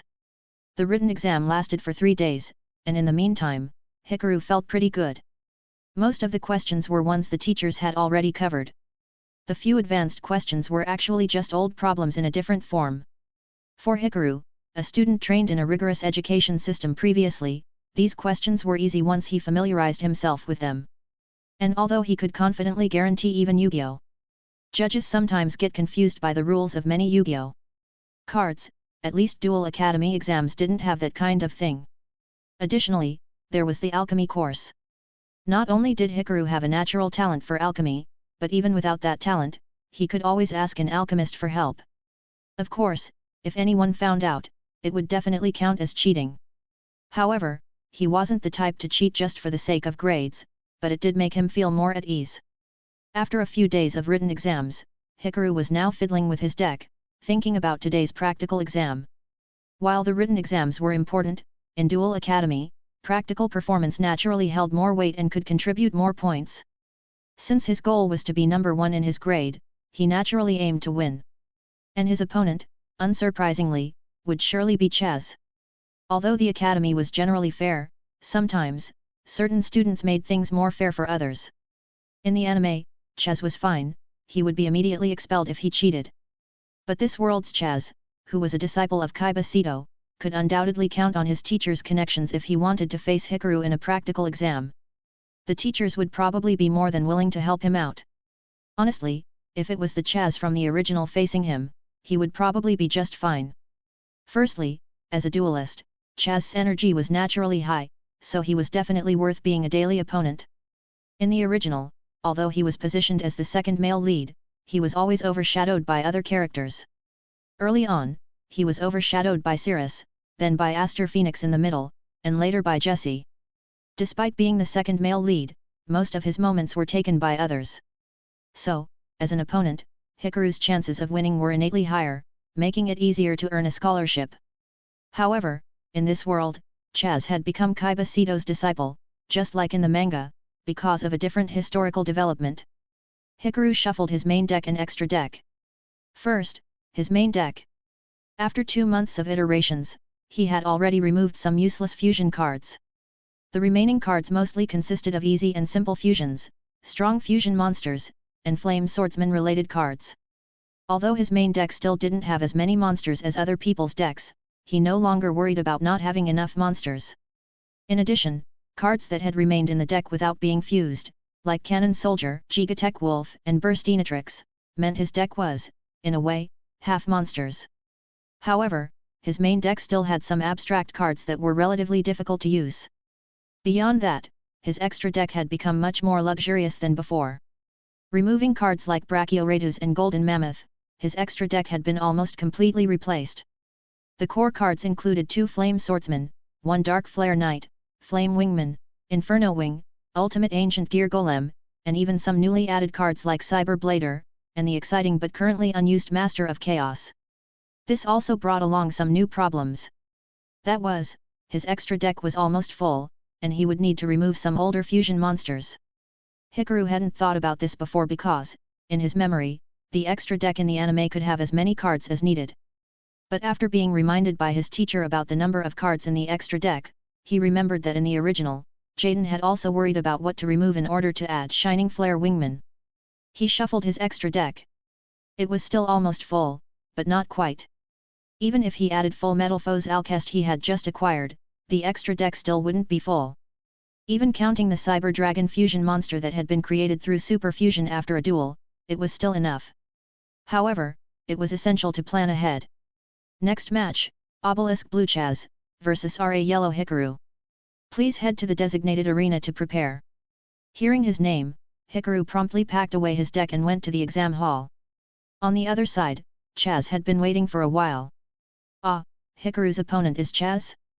Go for it, Chaz. Why are you cheering for me, you idiot? Then, Hikaru-kun, go for it. Just you wait, Chaz shouted angrily at the audience. Then, he turned and looked at Hikaru. Honestly, Hikaru's appearance made him a bit uneasy. Students in purple uniforms were members of the Fusion Club, their reputation among regular students was very bad, they were mostly considered crazy. Behind Hikaru, there were also a few Fusion Club students following him. When they saw Hikaru's opponent, they started gossiping. Is Hikaru's opponent that Chaz? Isn't he the guy who got through by the back door? I heard that after he lost to Jaden, and after the battle, he ran away. How dare he come back? To be in the same dorm as a guy like him is really depressing. Good thing I switched to purple. Go, Hikaru. Go for it, Hikaru, show that guy who's boss. Chaz frowned and clenched his fists, yet didn't argue or say anything. Hikaru, on the other hand, immediately dropped his face and yelled to the students behind him, "Stop making me look like the villain." The Fusion Club students were still heavily influenced by the atmosphere of the activities department. He turned around, put a smile on his face, "Chaz, long time no see, I'm Hikaru from the first year of the Fusion Club." Although still annoyed, seeing Hikaru like this made Chaz feel slightly better. "Don't call me Chaz. I am, Chaz Lightning." He raised his hand high and yelled at the students behind Hikaru. Okay." Hikaru hadn't expected that, although the timeline had changed a bit, Chaz's level of delinquency hadn't changed at all. Duel. ×2. Hikaru, LP, 4000. Chaz, LP, 4000. My turn. Chaz, eager to show off and prove himself, drew a card at lightning speed. That was fast. Hikaru thought. I normal summon, Armed Dragon, the Armored Dragon. A dragon warrior with copper-green scales and red armor flew out of the card. Armored Dragon. When he saw that the North Academy still used armed dragons, he thought Chaz wouldn't be using them in this world. Moreover, he didn't expect there to be another series of cards for them. Armed Dragon, the Armored Dragon level 4 Wind Dragon 1900 ATK. A 1900 attack, level 4 monster. Sure enough, that guy must have used Kaiba Corp's influence, how else could he have easily gotten such a rare card? The surrounding students began to discuss in hushed voices. This only made Chaz more irritated. However, Hikaru took a deep breath, raised his dual disc, and shouted, I also have a card that everyone doesn't have. The key is, whether or not it's used well. Otherwise, everyone will just be like that senior Ryu, holding on to powerful cards but not knowing how to use them. The Fusion Club students came to see him, whether to idolize him or simply to learn some techniques. Since they were already there watching, he had to take responsibility and put on a great performance. He looked at Chaz, who was a bit confused, and snapped his fingers lightly. Come on, Chaz, let me see you duel. Chaz stood there, frozen with his card for a while, before finally taking a deep breath. Now he understood why Jaden lost to Hikaru, but he didn't get discouraged. In fact, he seemed quite happy. So, there were people like this in the Fusion Club too. Humph, it's Chaz Lightning. Chapter 35, Feeling. Even though this man in purple didn't seem as detestable as he had imagined, Chaz hadn't forgotten, this was the person who defeated Jaden Yuki, the one he had to take down. So, after focusing entirely on the duel and blocking out external distractions, he quickly set 2 cards in his spell/trap zone. I set 2 cards and end my turn. Then, it's my turn. Hikaru swiftly drew a card and immediately revealed a spell card from his hand. I activate the normal spell, Instant Fusion. Fusion already? Chaz was taken aback. By paying 1000 life points I can special summon a level 5 or lower fusion monster from my extra deck as a fusion summon. However, the summoned monster cannot attack and will be destroyed at the end of the turn. Hikaru, LP, 4000-3000. I fusion summon, come forth, Thousand Eyes restrict. A grotesque, eyeball-covered eldritch god emerged from the card. Just looking at it made one's skin crawl and stomach churn. Thousand Eyes restrict. Chaz hesitated briefly upon seeing it but didn't waste a second to flip over one of his set cards. Wait, during your special summon, I activate my trap card, Burst Breath. Under the watchful eyes of all the examinees and instructors, the wind-armored dragon took a deep breath, unleashing a furious torrent of flames. This card allows me to tribute a dragon-type monster on my field and destroy all monsters on the field with defense points lower than that monster's attack. Armored Dragon's attack is 1900, and Thousand Eyes Restrict has 0 defense, so it's destroyed. The emerald flames engulfed the eldritch god, reducing it to dust. At the same time, the dragon, seemingly exhausted, dissolved into light and vanished from the field. Hey? Why did Chaz use that trap card? Cirrus, who had nothing better to do due to his low ranking, watched the duel, asking. Thousand Eyes Restrict couldn't attack anyway, so wouldn't it have been fine just letting it get absorbed? No. That wouldn't do. Someone interrupted his train of thought. Misawa, you're here. I've been here the whole time. Bastion's forehead twitched in annoyance. Hikaru claims to be competing with me for the top spot in our grade, so of course, I have to watch this. Then why did you say that just now? Wouldn't not using Burst Breath save a card? No, you're thinking too simply. Misawa shook his head. If you know this, then Hikaru obviously does too. Instant Fusion is a powerful card with drawbacks. As a fusion duelist, Hikaru understands this better than either of us. That means he must have a way to take advantage of it. Haha, like Flame Sword's Realm. Jaden suddenly interjected. I've seen him use that combo before. Oh. Cirrus finally understood. But, Chaz doesn't even know who Hikaru is. Bastion crossed his arms, deep in thought. Does he know what cards are in Hikaru's deck? To make such a decision at that moment? He really is Kaiba's disciple. It's instinct, pure instinct. Jaden beamed from the side. A duelist's natural reaction. That's the Chaz I know. Yes. Chaz's play just now had been entirely based on instinct. He recognized Thousand Eyes Restrict and knew what it could do. Logically speaking, there had been no real need to react so aggressively. Regardless, he chose to destroy it anyway because something in his gut told him if he didn't, things would only get worse. Hikaru glanced at his hand and helplessly shook his head. Then, I activate the continuous spell card, Future Fusion. Hikaru stroked his chin. I'll set one more card and end my turn. In that case, at the end of your turn, I flip over my set card. Quick play spell, Armed Dragon Flash. I special summon Armed Dragon LV3 from my deck. Let's go, Armed Dragon. Greya. At Chaz's call, a small dragon flew out from the depths of his deck. Next, it's my turn, draw. Now, I activate Armed Dragon LV3's effect. During my standby phase, I can send this card to the graveyard to special summon an Armed Dragon LV5 from my hand or deck. Evolve, my dragon. Roar. The small dragon clenched its fists, raised them toward the sky, and let out a cry. Its youthful voice deepened as its body grew larger and more muscular. Armed Dragon LV5 Level 5 Wind Dragon 2400 ATK. Moving on, I normal summon, Masked Dragon. Masked Dragon Level 3 Fire Dragon 1400 ATK. That's it. Now, Armed Dragon, Direct Attack. Hikaru, LP, 3600. Next, Masked Dragon, Direct Attack. Chaz's excitement grew. If this attack landed, he would win. Too naive. I flip my set card, Quick Play Spell, Scapegoat. The 4 classic, fluffy, and smug goats, red, blue, yellow, and pink, appeared. Seeing them, the thrill of victory and the thought of having defeated Jaden vanished from Chaz's mind. It was as if he'd been doused with cold water, bringing him back to his senses. Each sheep was essentially a shield with 0 ATK and 0 def. Scapegoat. Chaz tensed up as he saw the 4 ghostly sheep standing on the field. You could have used Scapegoat right away to reduce damage, but you didn't. You knew about Armed Dragon's effect and wanted to prevent it from evolving, didn't you? Hikaru nodded and looked upward.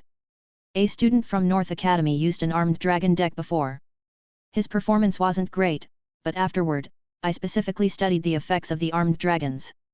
So I know if Armed Dragon LV5 destroys a monster in battle, it evolves into LV7, right? Ugh! As expected of Hikaru, Bastion exclaimed. Even I didn't know about Armed Dragon LV5 before. Knowing your opponent as well as yourself is part of fusion tactics. Jaden, that sounded really cool just now.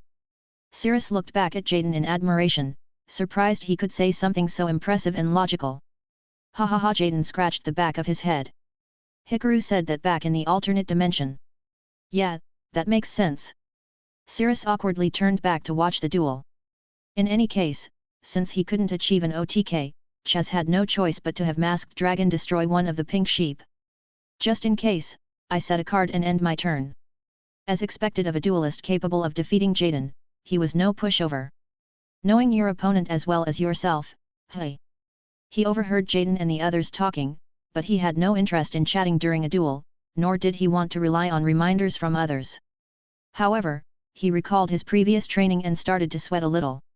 Despite having trained for a month with his company's AI, the AI only ever used a hero deck. It's my turn. Hikaru drew a card. I also activate an effect in my standby phase. According to Future Fusion's effect, on the first standby phase after activation, I reveal a fusion monster to both players, and the materials listed on that card will then be sent from my deck to the graveyard. Hikaru revealed Elemental Hero Flame Wingman.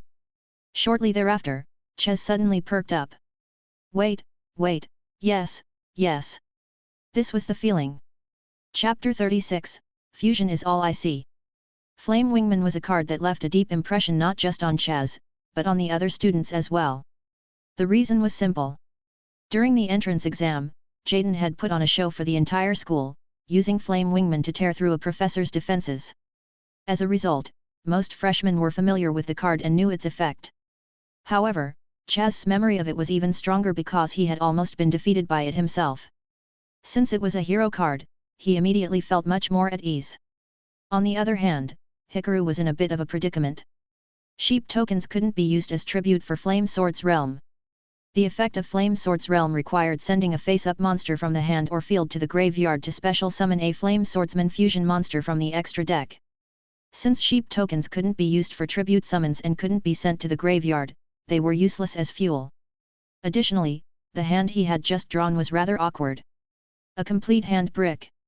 There was no way to clear the field, and his opponent still had a set card.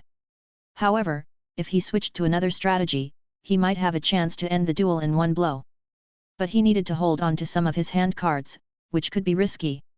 Also, it depended on whether Chaz would play into his plan. He glanced at Chaz, only to find Chaz glaring fiercely at Jaden, who had been cheering him on. Hikaru raised an eyebrow. No problem, victory was certain. I activate the continuous spell, Flame Sword's Realm, and use its effect, sending Gem Knight Crystal from my hand to the graveyard to special summon Flame Swordsman in defense position. Flame Swordsman level 5 Fire Warrior 1600 def. If possible, Hikaru would have preferred to use the sheep as a tribute to normal summon Crystal. With 2450 ATK, it could easily crush Armed Dragon LV5. But for now, this was the best he could do. He's passing the turn. Looks like Hikaru's hand isn't great, Bastion chuckled. Otherwise, he would have at least normal summoned a monster to take advantage of Flame Sword's Realm's effect, boosting Flame Swordsman's attack by 1000 to destroy Armed Dragon LV5. That's true, Cirrus nodded. But next turn, he'll be summoning Flame Wingman. Once that's on the field, with Flame Swords Realm's effect, the duel will be decided in an instant. Chaz wasn't interested in listening, but his ears still caught every word. So that Flame Swords Realm had such an effect. He felt relieved. Holding on to his trap card had been the right decision. Ha ha ha ha, Jaden, looks like this time, I'm the one who's going to win. Watch closely. He burst into laughter, his Chiyuni energy overflowing. My turn, draw. I normal summon X Head Cannon. X Head Cannon level 4 Light Machine 1800 ATK. Battle. Armed Dragon LV5, destroy Flame Swordsman. Flame Swordsman couldn't resist and was instantly shredded by the dragon's claws. Next, you two, take down those annoying sheep. The yellow and red sheep were wiped out, leaving only the blue one trembling on the field. Battle phase ends, I activate Armed Dragon LV5's effect. I discard Paladin of Felgrand from my hand to destroy one of your monsters with a lower ATK. I destroy your last sheep. Chaz felt better the longer the duel went on, his mood was soaring. He had already planned out the next steps, and even though Hikaru kept using fusion cards, that didn't bother him at all. Because in the end, no matter what, he would have to rely on fusion monsters, right? Having fought against hero decks for so long, he had already memorized all their fusion monsters. I end my turn. Now, Armed Dragon LV5's effect activates. During the end phase of the turn it destroys a monster in battle, I send it to the graveyard to special summon Armed Dragon LV7 from my hand or deck. Armed Dragon roared again as countless pieces of steel flew in from a distance, snapping into place like armor, making it appear even more imposing. Armed Dragon LV7 Level 7 Wind Dragon 2800 ATK. Wow, it got even stronger. So scary. Many students from the Fusion Club looked uneasy. What do we do? That armed dragon keeps getting stronger. And Hikaru's field is completely empty. Ha, I told you this guy wouldn't get far just relying on fusion, didn't I? Look, I was right. Bullshit. Next turn, Hikaru's Flame Wingman will hit the field. With Flame Swords Realm, it'll be an instant kill. Chaz frowned slightly. So, Hikaru wasn't fully accepted by the Fusion Club. He had assumed that, as the club's rep, Hikaru would have the full support of its members, but it seemed quite a few people didn't acknowledge him. Then again, that was only natural. There would always be those dissatisfied with Hikaru, whether from Blue Dorm or students with their own ideas. It was impossible to be liked by everyone. Not that Hikaru cared. He was here to win duels, not to make friends. My turn, draw. I activate Future Fusion's effect. During the standby phase, I fusion summon the monster revealed the last turn using its materials from the extra deck. Come forth, I fusion summon. Elemental Hero Flame Wingman. Flames surged as Jaden's favorite hero made a dazzling entrance. Whoa! It's Flame Wingman. Jaden cheered, even more excited than the duelists themselves. Ha! Now's the time, I activate my trap card. Thonian Polymer. What? That card? Jaden's excitement instantly cooled. Thonian Polymer? That's a trap that lets you tribute a monster upon fusion summon to take control of the opponent's fusion monster, the perfect counter to fusion decks. Bastion frowned. Damn, Hikaru's Flame Wingman. I tribute X Head Cannon on my field to take control of your Flame Wingman. Elemental Hero Flame Wingman Level 6 Wind Warrior 2100 ATK. Hey, that's too underhanded. Yeah, exactly. You bastard, are you deliberately targeting our Fusion Club? Now, not only Hikaru's supporters but even those who usually wanted to see him lose protested. Ha ha ha. Fools. What do you mean underhanded? A card's effect is a card's effect, there's no such thing as cheap in a duel. Chaz shouted. And call me Chaz Lightning. Well, Jaden, looks like I've got this in the bag. But Hikaru doesn't seem to think so. Jaden pointed at Hikaru. What? Chaz immediately turned to look at Hikaru, only to see him simply rubbing his chin, without a trace of tension. Hey! Honestly, even though I already predicted what you would do, seeing it happen still feels a bit disappointing. What do you mean? I've long considered the possibility of my fusion monster being stolen. Hikaru shrugged. At the end of the day, Every kind of tactic exists in a duel. What I'm after is the ultimate fusion, so I've always been prepared for the day I'd see my own monster standing against me. Whoa! Some of the Fusion Club students felt their fighting spirit reignite. My only regret is that you actually activated your set card at this exact moment, exactly as I predicted. Wait, what? Listen up, Chaz-kun, you keep looking at Jaden while dueling. Hikaru pointed a finger at his opponent. Ah! Chaz was startled and instinctively stepped back 2 paces. Too narrow-minded, Chaz-kun. Your goal is only to defeat Jaden, but my goal is the pinnacle of fusion. To achieve victory through fusion, no matter what. Hikaru declared, raising a spell card in his hand. I activate the fusion spell, Dark Calling. I banish monsters from my hand and graveyard as fusion materials to fusion summon a monster that can only be special summoned through dark fusion. I banish Avian and Burstinatrix from my graveyard. Transform into a demon that will shred everything to pieces. I fusion summon, Evil Hero Inferno Wing. A sinister yet striking anti-hero emerged from the darkness. Evil Hero Inferno Wing Level 6 Fire Fiend 2100 ATK. Inferno Wing. Wasn't it supposed to be Flame Wingman? Aside from Jaden, almost everyone stared in shock. Next, I activate the equip spell, Spirit Illusion. This card can only be equipped to a level 5 or higher fiend or zombie monster. Once per turn, it allows me to special summon or fusion summon a doppelganger token with the same stats as the equipped monster. It's the fusion equip card he used on the day he joined the club. Oh, I remember. When this card's equipped monster attacks, it reduces the opponent's monster's ATK by the equipped monster's ATK. Someone recognized the card. That means it's a 2100 versus 700. Haha, by the way, Inferno Wing also has Flame Wingman's effect, Jaden laughed, explaining the ability with pure joy, relishing the fact that while everyone else was confused, he fully understood. Chaz's face turned pale. It also has Flame Wingman's ability to deal damage equal to the destroyed monster's original ATK. Battle. Inferno Wing, incinerate the dragon. Pitch black flames engulfed the steel dragon, shrinking it down to an even smaller size than when it was first summoned. Then, it was ruthlessly slaughtered by the demonic hero. Immediately after, the dark flames surged toward Chaz, who screamed in pain as he desperately tried to dodge, and collapsed onto the ground. Instant kill. Chapter 37, Top of the Class. Evil Hero, it actually looks pretty cool. As expected, men still love the darkness, hey. Even 2 days later, people at the academy were still talking about Evil Hero. On one hand, it looked fine. On the other, as that student said, men just love the darkness. Before transmigrating, Hikaru also liked Black Myth, Wukong, though unfortunately, he hadn't finished the game before crossing over. Chaz-kun, here's your report card. Take it. The teacher handed out report cards and evaluations one by one.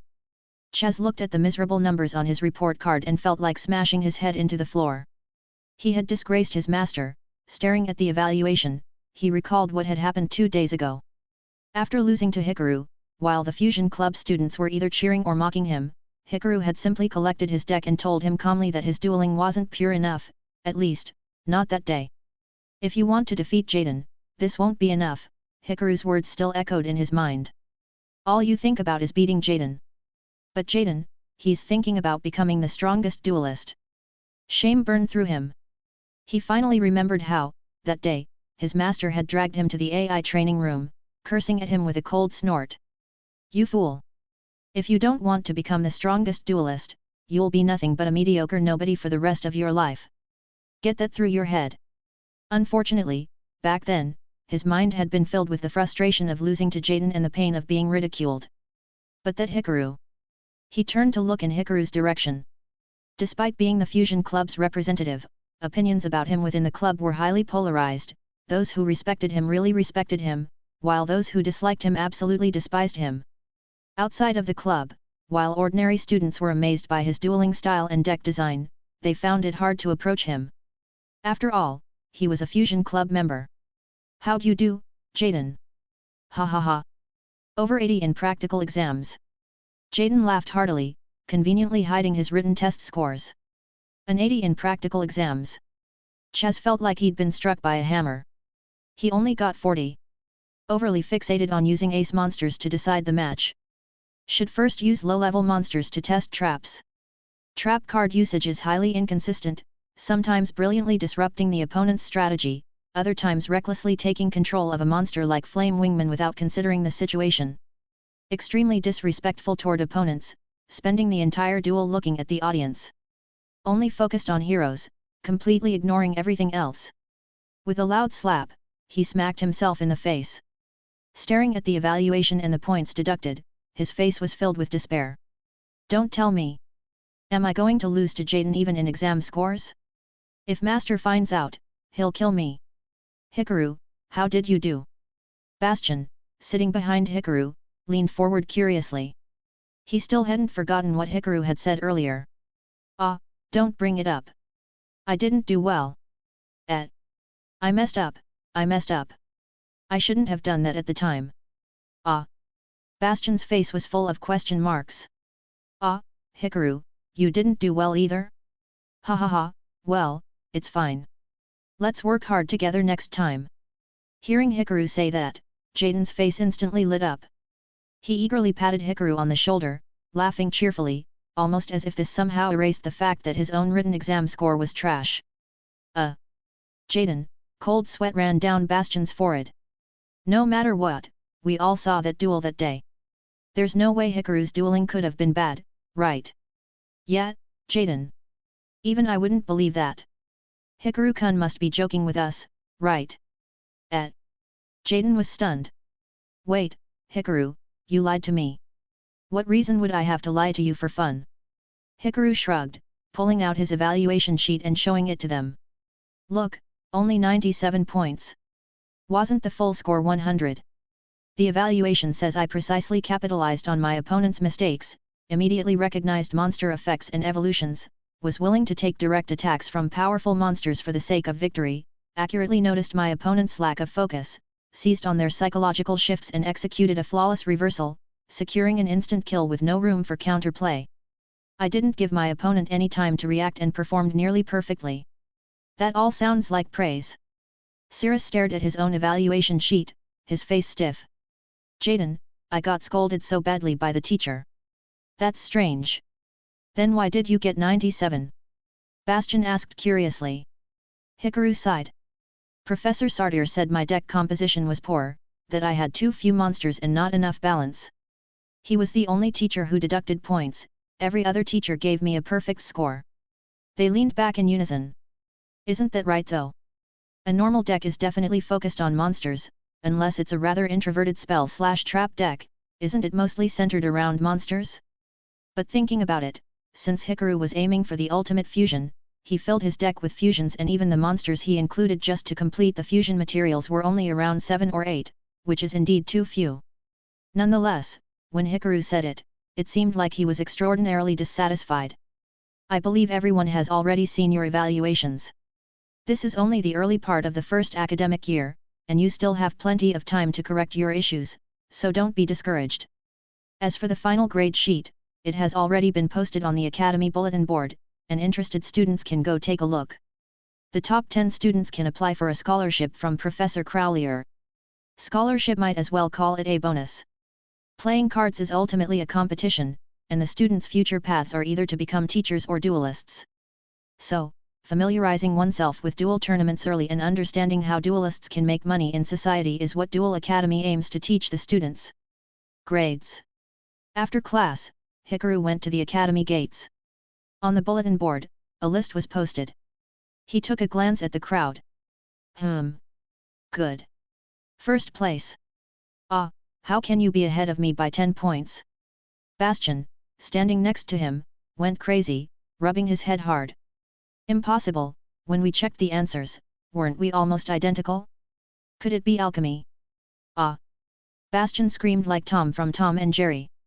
Bastion, who had long been at the top of the written exam rankings and was quite rational in actual duels, nearly screamed out loud for the whole academy to hear when he saw that Hikaru had actually beaten him. Moreover, he had 97 in actual duels. In duels, he could accept that Hikaru and Jaden were better than him and just try to win back later, but his written exam score. How could it be this much lower? Ha! He inhaled deeply. Looks like I was too arrogant before, Hikaru. Next time, I won't let you have first place." With that, he took heavy steps and walked in another direction, seeming like he was going to find teacher Banner, no longer caring about applying for the scholarship. Hikaru smiled. Too unsophisticated, Bastion. If we were comparing math, culture, physics, and chemistry, you could easily crush me, a transmigrator who left all knowledge behind in high school. But when it comes to card knowledge, you're not yet in my league." Laughing inwardly, Hikaru quickly ran to the professor's office to apply for the scholarship. To be honest, it wasn't much. After all, it was only the first semester exam, not even the final. But for a prestigious company like the Duel Academy under Kaiba Corp, even if it's not much, it's enough for Hikaru to splurge on different flavored bread for a year. Of course, the money wasn't for that. After becoming the representative of the Yellow Dorm, hearing that Hikaru's financial situation was poor and that he could only live on bread every day, Professor Sartir from Yellow Dorm gave him the privilege to eat at the Yellow Dorm's cafeteria for free as long as he kept performing well, ensuring he wouldn't starve at the academy. So, Hikaru had other plans for the money. Buying card packs, and trying alchemy. To be precise, experimenting with superfusion. Chapter 38, Superfusion, Second Trial. Tome-san, thank you for the trouble. He, it's no trouble at all. A few days later, Hikaru took a large box from Tome-san at the academy's small store, swaying it gently as he carried it back to his dorm. The box was huge, about half a person's height. Students passing by saw Hikaru carrying such a large box, glanced curiously, but once they noticed the plant's label on the box, they lost interest. Hikaru returned to his dorm, wiped the sweat from his forehead, and began to unpack. A few days earlier, Hikaru had asked Tome-san to help him buy some things. Tome-san was the only one on the island who could connect with the outside world and order various items. If students wanted to buy cards or order anything, they always had to rely on her. This time, Hikaru had asked her to help him order some materials. Alchemy materials. He opened the package, revealing seeds, some specimens, and the majority of the items being living plants in flower pots, all the same species, sundew. "Master, are these the materials you wanted to experiment with?"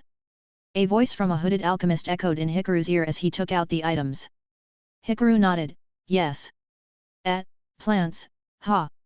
I entirely hate pharmacology. Things like healing potions or poisons, they have nothing to do with gold. Hikaru shrugged and said nothing. He hadn't bought these items to experiment with potions. A single sundew wasn't expensive, maybe just a few dozen coins. His recent prize money was enough to buy a whole box of them. He wasn't very particular about life, as long as he could eat enough and didn't have to worry about starving, he didn't care. So, he spent half his prize money on this. He wanted to try out the power of superfusion. After 2 months of dueling, he felt his body had improved significantly under the enhancement of superfusion. Now, even when fusing pencils, he didn't feel exhausted like before. And this made him curious, how should he properly utilize the power of superfusion? It was known that in duels, superfusion used the energy generated from dueling to fuse cards in the deck into other cards. If the energy from the duel was strong enough, it might even create new cards. But, was this power random, or could it be controlled? He took out a mortar and pestle, placed a few sundews into it, and gently ground them up. Then, he poured the ground material into a small crucible, repeating the process with a lizard tail specimen, grinding it up and adding it to the crucible, stirring gently, and igniting the flame. This was alchemy. Next, he took it a step further. Hikaru found a normal monster card that Alchemist had previously given him, placed a wire mesh on top of the small crucible, and laid the card on it. Finally, Hikaru picked up the reassembled necklace, silently muttering a phrase in his mind, and immediately felt his strength drain away, almost collapsing to the floor. In harmony, a terrifying purple light erupted in the room. Under Hikaru's gaze, a thunderous crash came from the center of the crucible, and thereafter the purple light slowly dissipated, gradually returning to calm. Cough, cough, cough. The strange smell of gunpowder filled the room, and Hikaru coughed for a while before finally catching his breath. Not wanting anyone to discover it, the room had not been ventilated. I really need my own alchemy room. He took a sip of water, sat down in the chair, and couldn't move his legs. Whew, such terrifying power, my lord, what exactly is this? Don't ask what you shouldn't, Flame Sword. I've seen similar powers in my own dimension, but they were nowhere near as strong or terrifying as Hikaru-sama's. The three spirits, who had been too nervous to speak earlier, now began to discuss superfusion after seeing that Hikaru was not seriously hurt. You'll have the chance to see it later. As for now, I'm still not sure whether I should take this card. Hikaru shook his head without explaining. He walked over to the crucible and noticed the contents had disappeared as if they had never existed. The card on the wire mesh was emitting faint heat, and even without getting too close, he could feel a burning sensation. Hikaru used tweezers to pick up the card as it emitted a squeaking sound. He flipped the card over and looked at its appearance. The original monster card had become chaotic and twisted. On the left side, it had a plant-like structure, and on the right side, it retained its original appearance, though with some strange patterns now spiraling around it. The card's name had completely changed, but it still didn't display a full name. Only the word Sundue could be faintly distinguished. As for its effects, there were none at all. It had not been successfully created. The card Hikaru wanted to make was Predaplant Chlamydia Sundue, a low-level monster in the same series as the famous Predaplant. It had the effect of using itself and monsters on the field, hand, or any monster with a predator from the opponent's field as fusion materials to perform a fusion summon. Because it had a fusion effect and cheap materials, Hikaru had planned to try using alchemy and superfusion to make it. A failure? No, perhaps it wasn't a failure, just unsuccessful. After all, the card had truly changed halfway. Had he not grasped the key? He decided to try again. Master, your current body cannot handle a second attempt. If you try again, you may faint on the spot, Alchemist's voice reminded Hikaru. Or, perhaps you should try collecting more cards with spirits, otherwise, it's best not to try twice a day. Factually, the fusion failure might have been because your body couldn't bear the power of that card, causing a mistake in the process. Listening to advice is always wise. Hikaru knew Alchemist was an expert in this field, so he nodded and didn't try again. Instead, he packed up the materials. But, if what he said is true, shouldn't Hikaru just participate in higher intensity duels or even try dangerous shadow duels like he did with Crystal, which would allow him to accumulate this power quickly? Professor Banner had said that his current adaptability was only at 4 stars or slightly higher, and if he could improve, he might be able to perform his targeted fusion. Thinking about it carefully, that's still pretty difficult, though. Opportunities like Crystal's. Knock, knock, knock. Abruptly, the dorm door was knocked. Hikaru, are you there? It was Professor Sardir's voice. I'm here. It's like this, the principal asked you to come. Something about sacred something beast. 3 sacred beasts. Chapter 39, Shadow Riders. Following Professor Crowlier to the principal's office, Hikaru saw the other groups. Professor Crowlier and Zane, along with Professor Banner who had brought Jaden, Bastion, Alexis, and Chaz. Amagi-kun, you're here too. Professor Crowlier nodded slightly. It seems only elites are present. He bent down slightly, looking at Jaden with a comical grin. And who is this? Could it be a mistake? There's someone here who shouldn't be, isn't there? Although he no longer targeted Jaden directly, the relationship between Professor Crowlier and Jaden was still not great. Don't mind it, Chaz. Jaden smiled at Chaz. He was talking about you. Chaz glared at Jaden. Ah, maybe he meant Misawa. Stroking his cat, Professor Banner explained, originally, the principal asked me to call Amagi-kun, but I couldn't find him, so I brought Misawa from Yellow Dorm instead. Hey? So I'm the extra one. Bastion nearly stumbled. Hikaru stood to the side, thinking. It seemed due to him, Bastion's experiences had been altered from the original. But that wasn't much of an issue after all. In the original, Bastion became more and more like a background character as the story progressed. His only concern was whether this would affect Bastion's future relationships. The group entered the principal's office and listened to the reason they were called. The 3 sacred beasts cards. Jaden repeated in surprise. Yes, 3 ancient cards sealed on this island. Hey? This school has such a long history. Jaden looked up. Principal Shepard smiled as he explained, actually, this school was built upon the very location where those 3 cards were sealed. What? Hikaru snapped his fingers. Ah, just like when I was a kid, people always said schools were built on graveyards. Upon hearing Amagi, the principal laughed heartily and right away continued explaining, according to the island's legend, when those cards re-emerge on the surface, the world will be engulfed by monsters, and chaos will consume everything. The darkness that corrodes human hearts will be unleashed, and soon, the world will be destroyed. These cards are said to hold such power. The students swallowed hard. That sounded terrifying. But Hikaru knew the legend was not a mere exaggeration. Although the events wouldn't unfold exactly as the students imagined, and the reasons behind the sacred beasts' unsealing differed from their assumptions, the power of the sacred beasts was undeniable. One thing had to be clarified: the strength of a card's effect and the strength of its card spirit were not directly comparable. For example, the Invincible Tearlaments deck, considered one of the most powerful unrestricted decks, could be severely weakened against the sacred beasts. This was because, in their setting, Tearlaments were merely the enslaved fragments of Visa's negative emotions. They couldn't even compare to Visa's full emotional avatars, let alone Visa's himself. Yet, in actual gameplay, Visa's card effects couldn't even match a Havness. The Sacred Beasts cards, while unimpressive in competitive plays, possessed GX's strongest supernatural abilities such as age reversal, spirit's absorption of all cards in the world, and forcibly turning them into blank slates. Against monsters of this caliber, ordinary cards didn't stand a chance. Furthermore, even the so-called legend Principal Shepherd mentioned would eventually come true. This meant that the power of the three sacred beasts far surpassed that of any ordinary card or even most card spirits.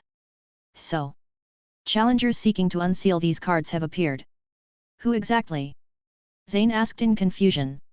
The Shadow Riders, Principal Shepherd continued, they are a complete mystery, and one has already arrived on this island. As he spoke, he took out a box and revealed its contents: 7 objects that looked like keys. The 7 massive stone gates of the spirit doors protect these cards. The only way to open them is with these 7 keys. Therefore, I hope you all can safeguard these 7 keys.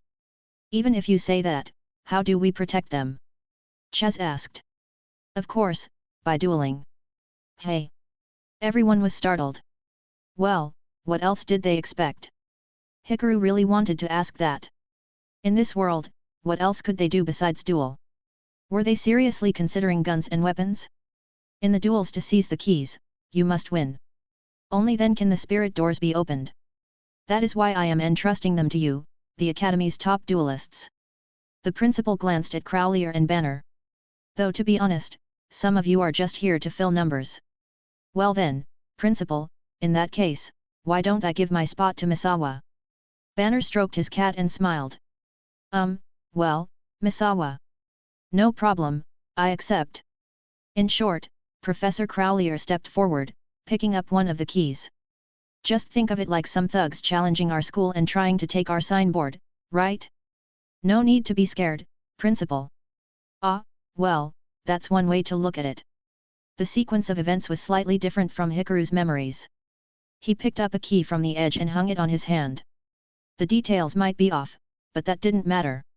What mattered was that as long as he held one of the 7 keys, one of the Shadow Riders would inevitably come after him for a shadow duel. In other words, energy would come knocking on his door. However, looking at the key in his hand, Hikaru contemplated the future.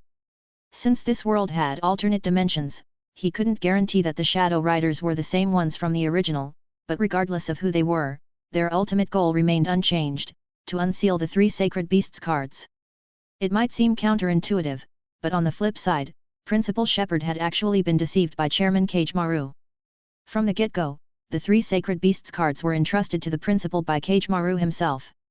Even so, at that point, they weren't ready to be unsealed. Only when all 7 keys had absorbed enough duelists' passionate fighting spirit could they be activated, thereby unsealing the 3 sacred beasts and allowing Kagemaru to regain his youth. So, whether the Shadow Riders won or lost, the seals would eventually be broken. But that didn't really matter. After all, Jaden would just defeat Kagemaru in the end, right? He only needed to use this opportunity to accumulate energy. That night, while studying his cards, Hikaru suddenly noticed that the world around him had lost its color. His entire surroundings were enveloped in a strange blue aura. Immediately after, the environment grew intensely hot and brilliant. A volcano. He surveyed down in shock. Somehow, he had been transported inside a volcano, standing right above the crater. Where is this? Not far away, another person appeared, screaming in surprise. Alexis! Hikaru glanced at her before lowering his gaze again. Beneath their feet was a massive transparent floor. It seemed to be made of some strange energy as if it could vanish at any moment. In that instant, a gigantic fire dragon emerged from the magma, spun around, and then landed with a roar. Slowly, it transformed into a masked man. Who are you? Alexis instinctively shouted. I am Darkness, one of the Shadow Riders. According to my investigation, Hikaru, you are the representative duelist of this school. As my debut battle, you will be my first opponent. First. Hikaru didn't waste any words. He revealed his dual disc at once, which activated and shuffled automatically. This'll be your last. Chapter 40, All About Fusion. Hat, not bad spirit. Darkness sneered upon hearing Hikaru's words, then took out a blank card from his cloak. However, before we begin this duel, we need to make it clear, this is a shadow game. A shadow game? Alexis Rhodes said, shocked. Am I dreaming? The soul of the loser will be sealed in this card. I see. Hikaru was not surprised by it, it's finally here. A card that turns people into cards. After agreeing to the duel, both sides began. Darkness took the first turn. Though he wore a mask, Hikaru knew he must be the long-lost brother Alexis had been searching for, Atticus Rhodes. In the original, he was guided by a certain fragment and chose Jaden as his opponent. But soon after seeing him, Hikaru noticed he wasn't carrying that artifact. So he just picked a pretty strong opponent to duel. This world was still had many differences from what he remembered. Duel. ×2. Darkness, LP, 4000. Hikaru, LP, 4000. My turn, draw.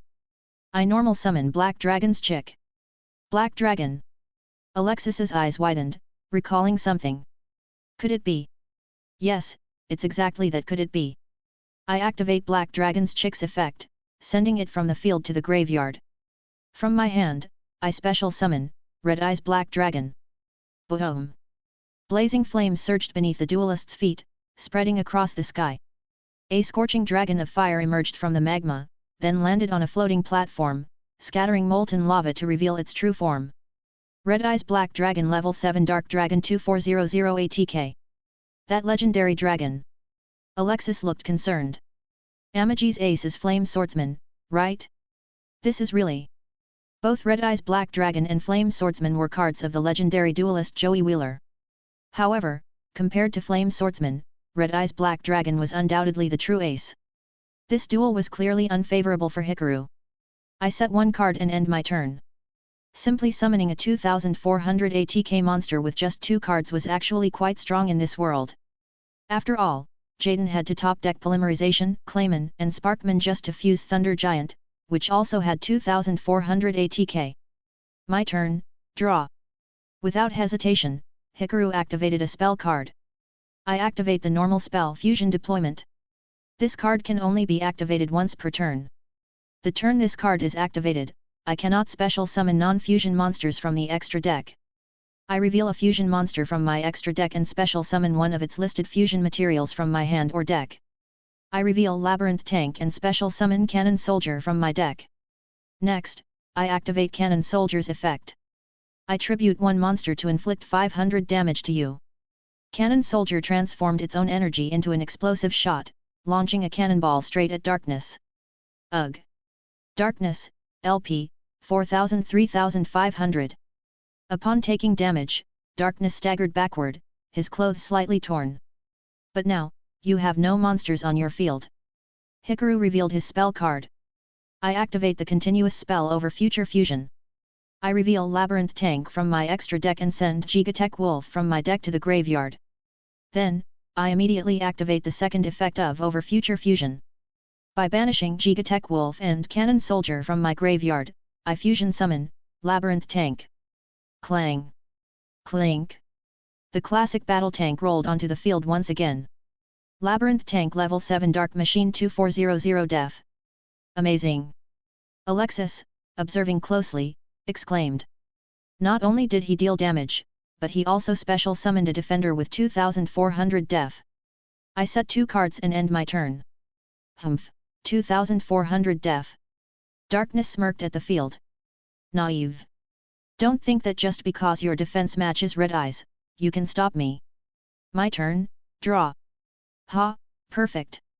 I activate the normal spell, Inferno Fire Blast. The turn this card is activated, Red Eyes Black Dragon cannot attack, and it inflicts damage equal to Red Eyes Black Dragon's ATK. Oh no! Watch out! Alexis warned urgently. Just 500 damage had already left Darkness visibly injured, 2400 damage was unimaginable. I activate my set card, Counter Trap, Fusion Guard. A counter trap. A fusion counter trap. Both duelists reacted in surprise, Darkness at his strategy being thwarted again, and Alexis marveling at how even his counter traps incorporated fusion. When a damage-inflicting effect is activated, this card negates that activation in effect. Then, I send one random fusion monster from my extra deck to the graveyard. A massive purple fusion symbol appeared before Hikaru absorbed Red Eye's Inferno like a fist striking cotton. TCH. Darkness clicked his tongue. Hikaru glanced at his graveyard. The monster I sent is Ultimate Ancient Gear Golem. Not good. Alexis tensed up. That was the worst possible choice. Well. It didn't really matter. Hikaru didn't mind at all. That said, considering his current relationship with Professor Crowlier, he could probably tell him his card had evolved and request another Ancient Gear Golem without issue. Ha ha ha, great power always comes with risks. Looks like you've lost a strong ally. Darkness laughed, clenching his fists. I end my turn. Hikaru exhaled in relief. Unlike the original Jaden, he didn't have superhuman endurance, better to take fewer hits if possible. My turn, draw. Oh. He drew a powerful card. Scatter Fusion. Phew, lucky draw. I activate the continuous spell, Scatter Fusion. Scatter Fusion. Another brand new fusion card. Alexis watched as Hikaru played yet another fusion-related card, her amazement growing. She had only seen Hikaru duel Jaden during the representative selection tournament. At the time, she was impressed but couldn't fully grasp it. Now, she realized his pursuit of fusion was truly extreme, and so far in this duel, every single card he played was fusion-related. She sighed deeply. And how about herself? Did she have that pure duelist's heart? No, perhaps what she truly wanted was to find her brother. She looked across the field. If her brother were still here, he'd be just as tall as that man. Noticing Alexis looking at him, the masked duelist grinned eerily. Hikaru's duel was indeed more formidable than he expected, albeit that may be true, he had a surefire way to win. Thanks for listening.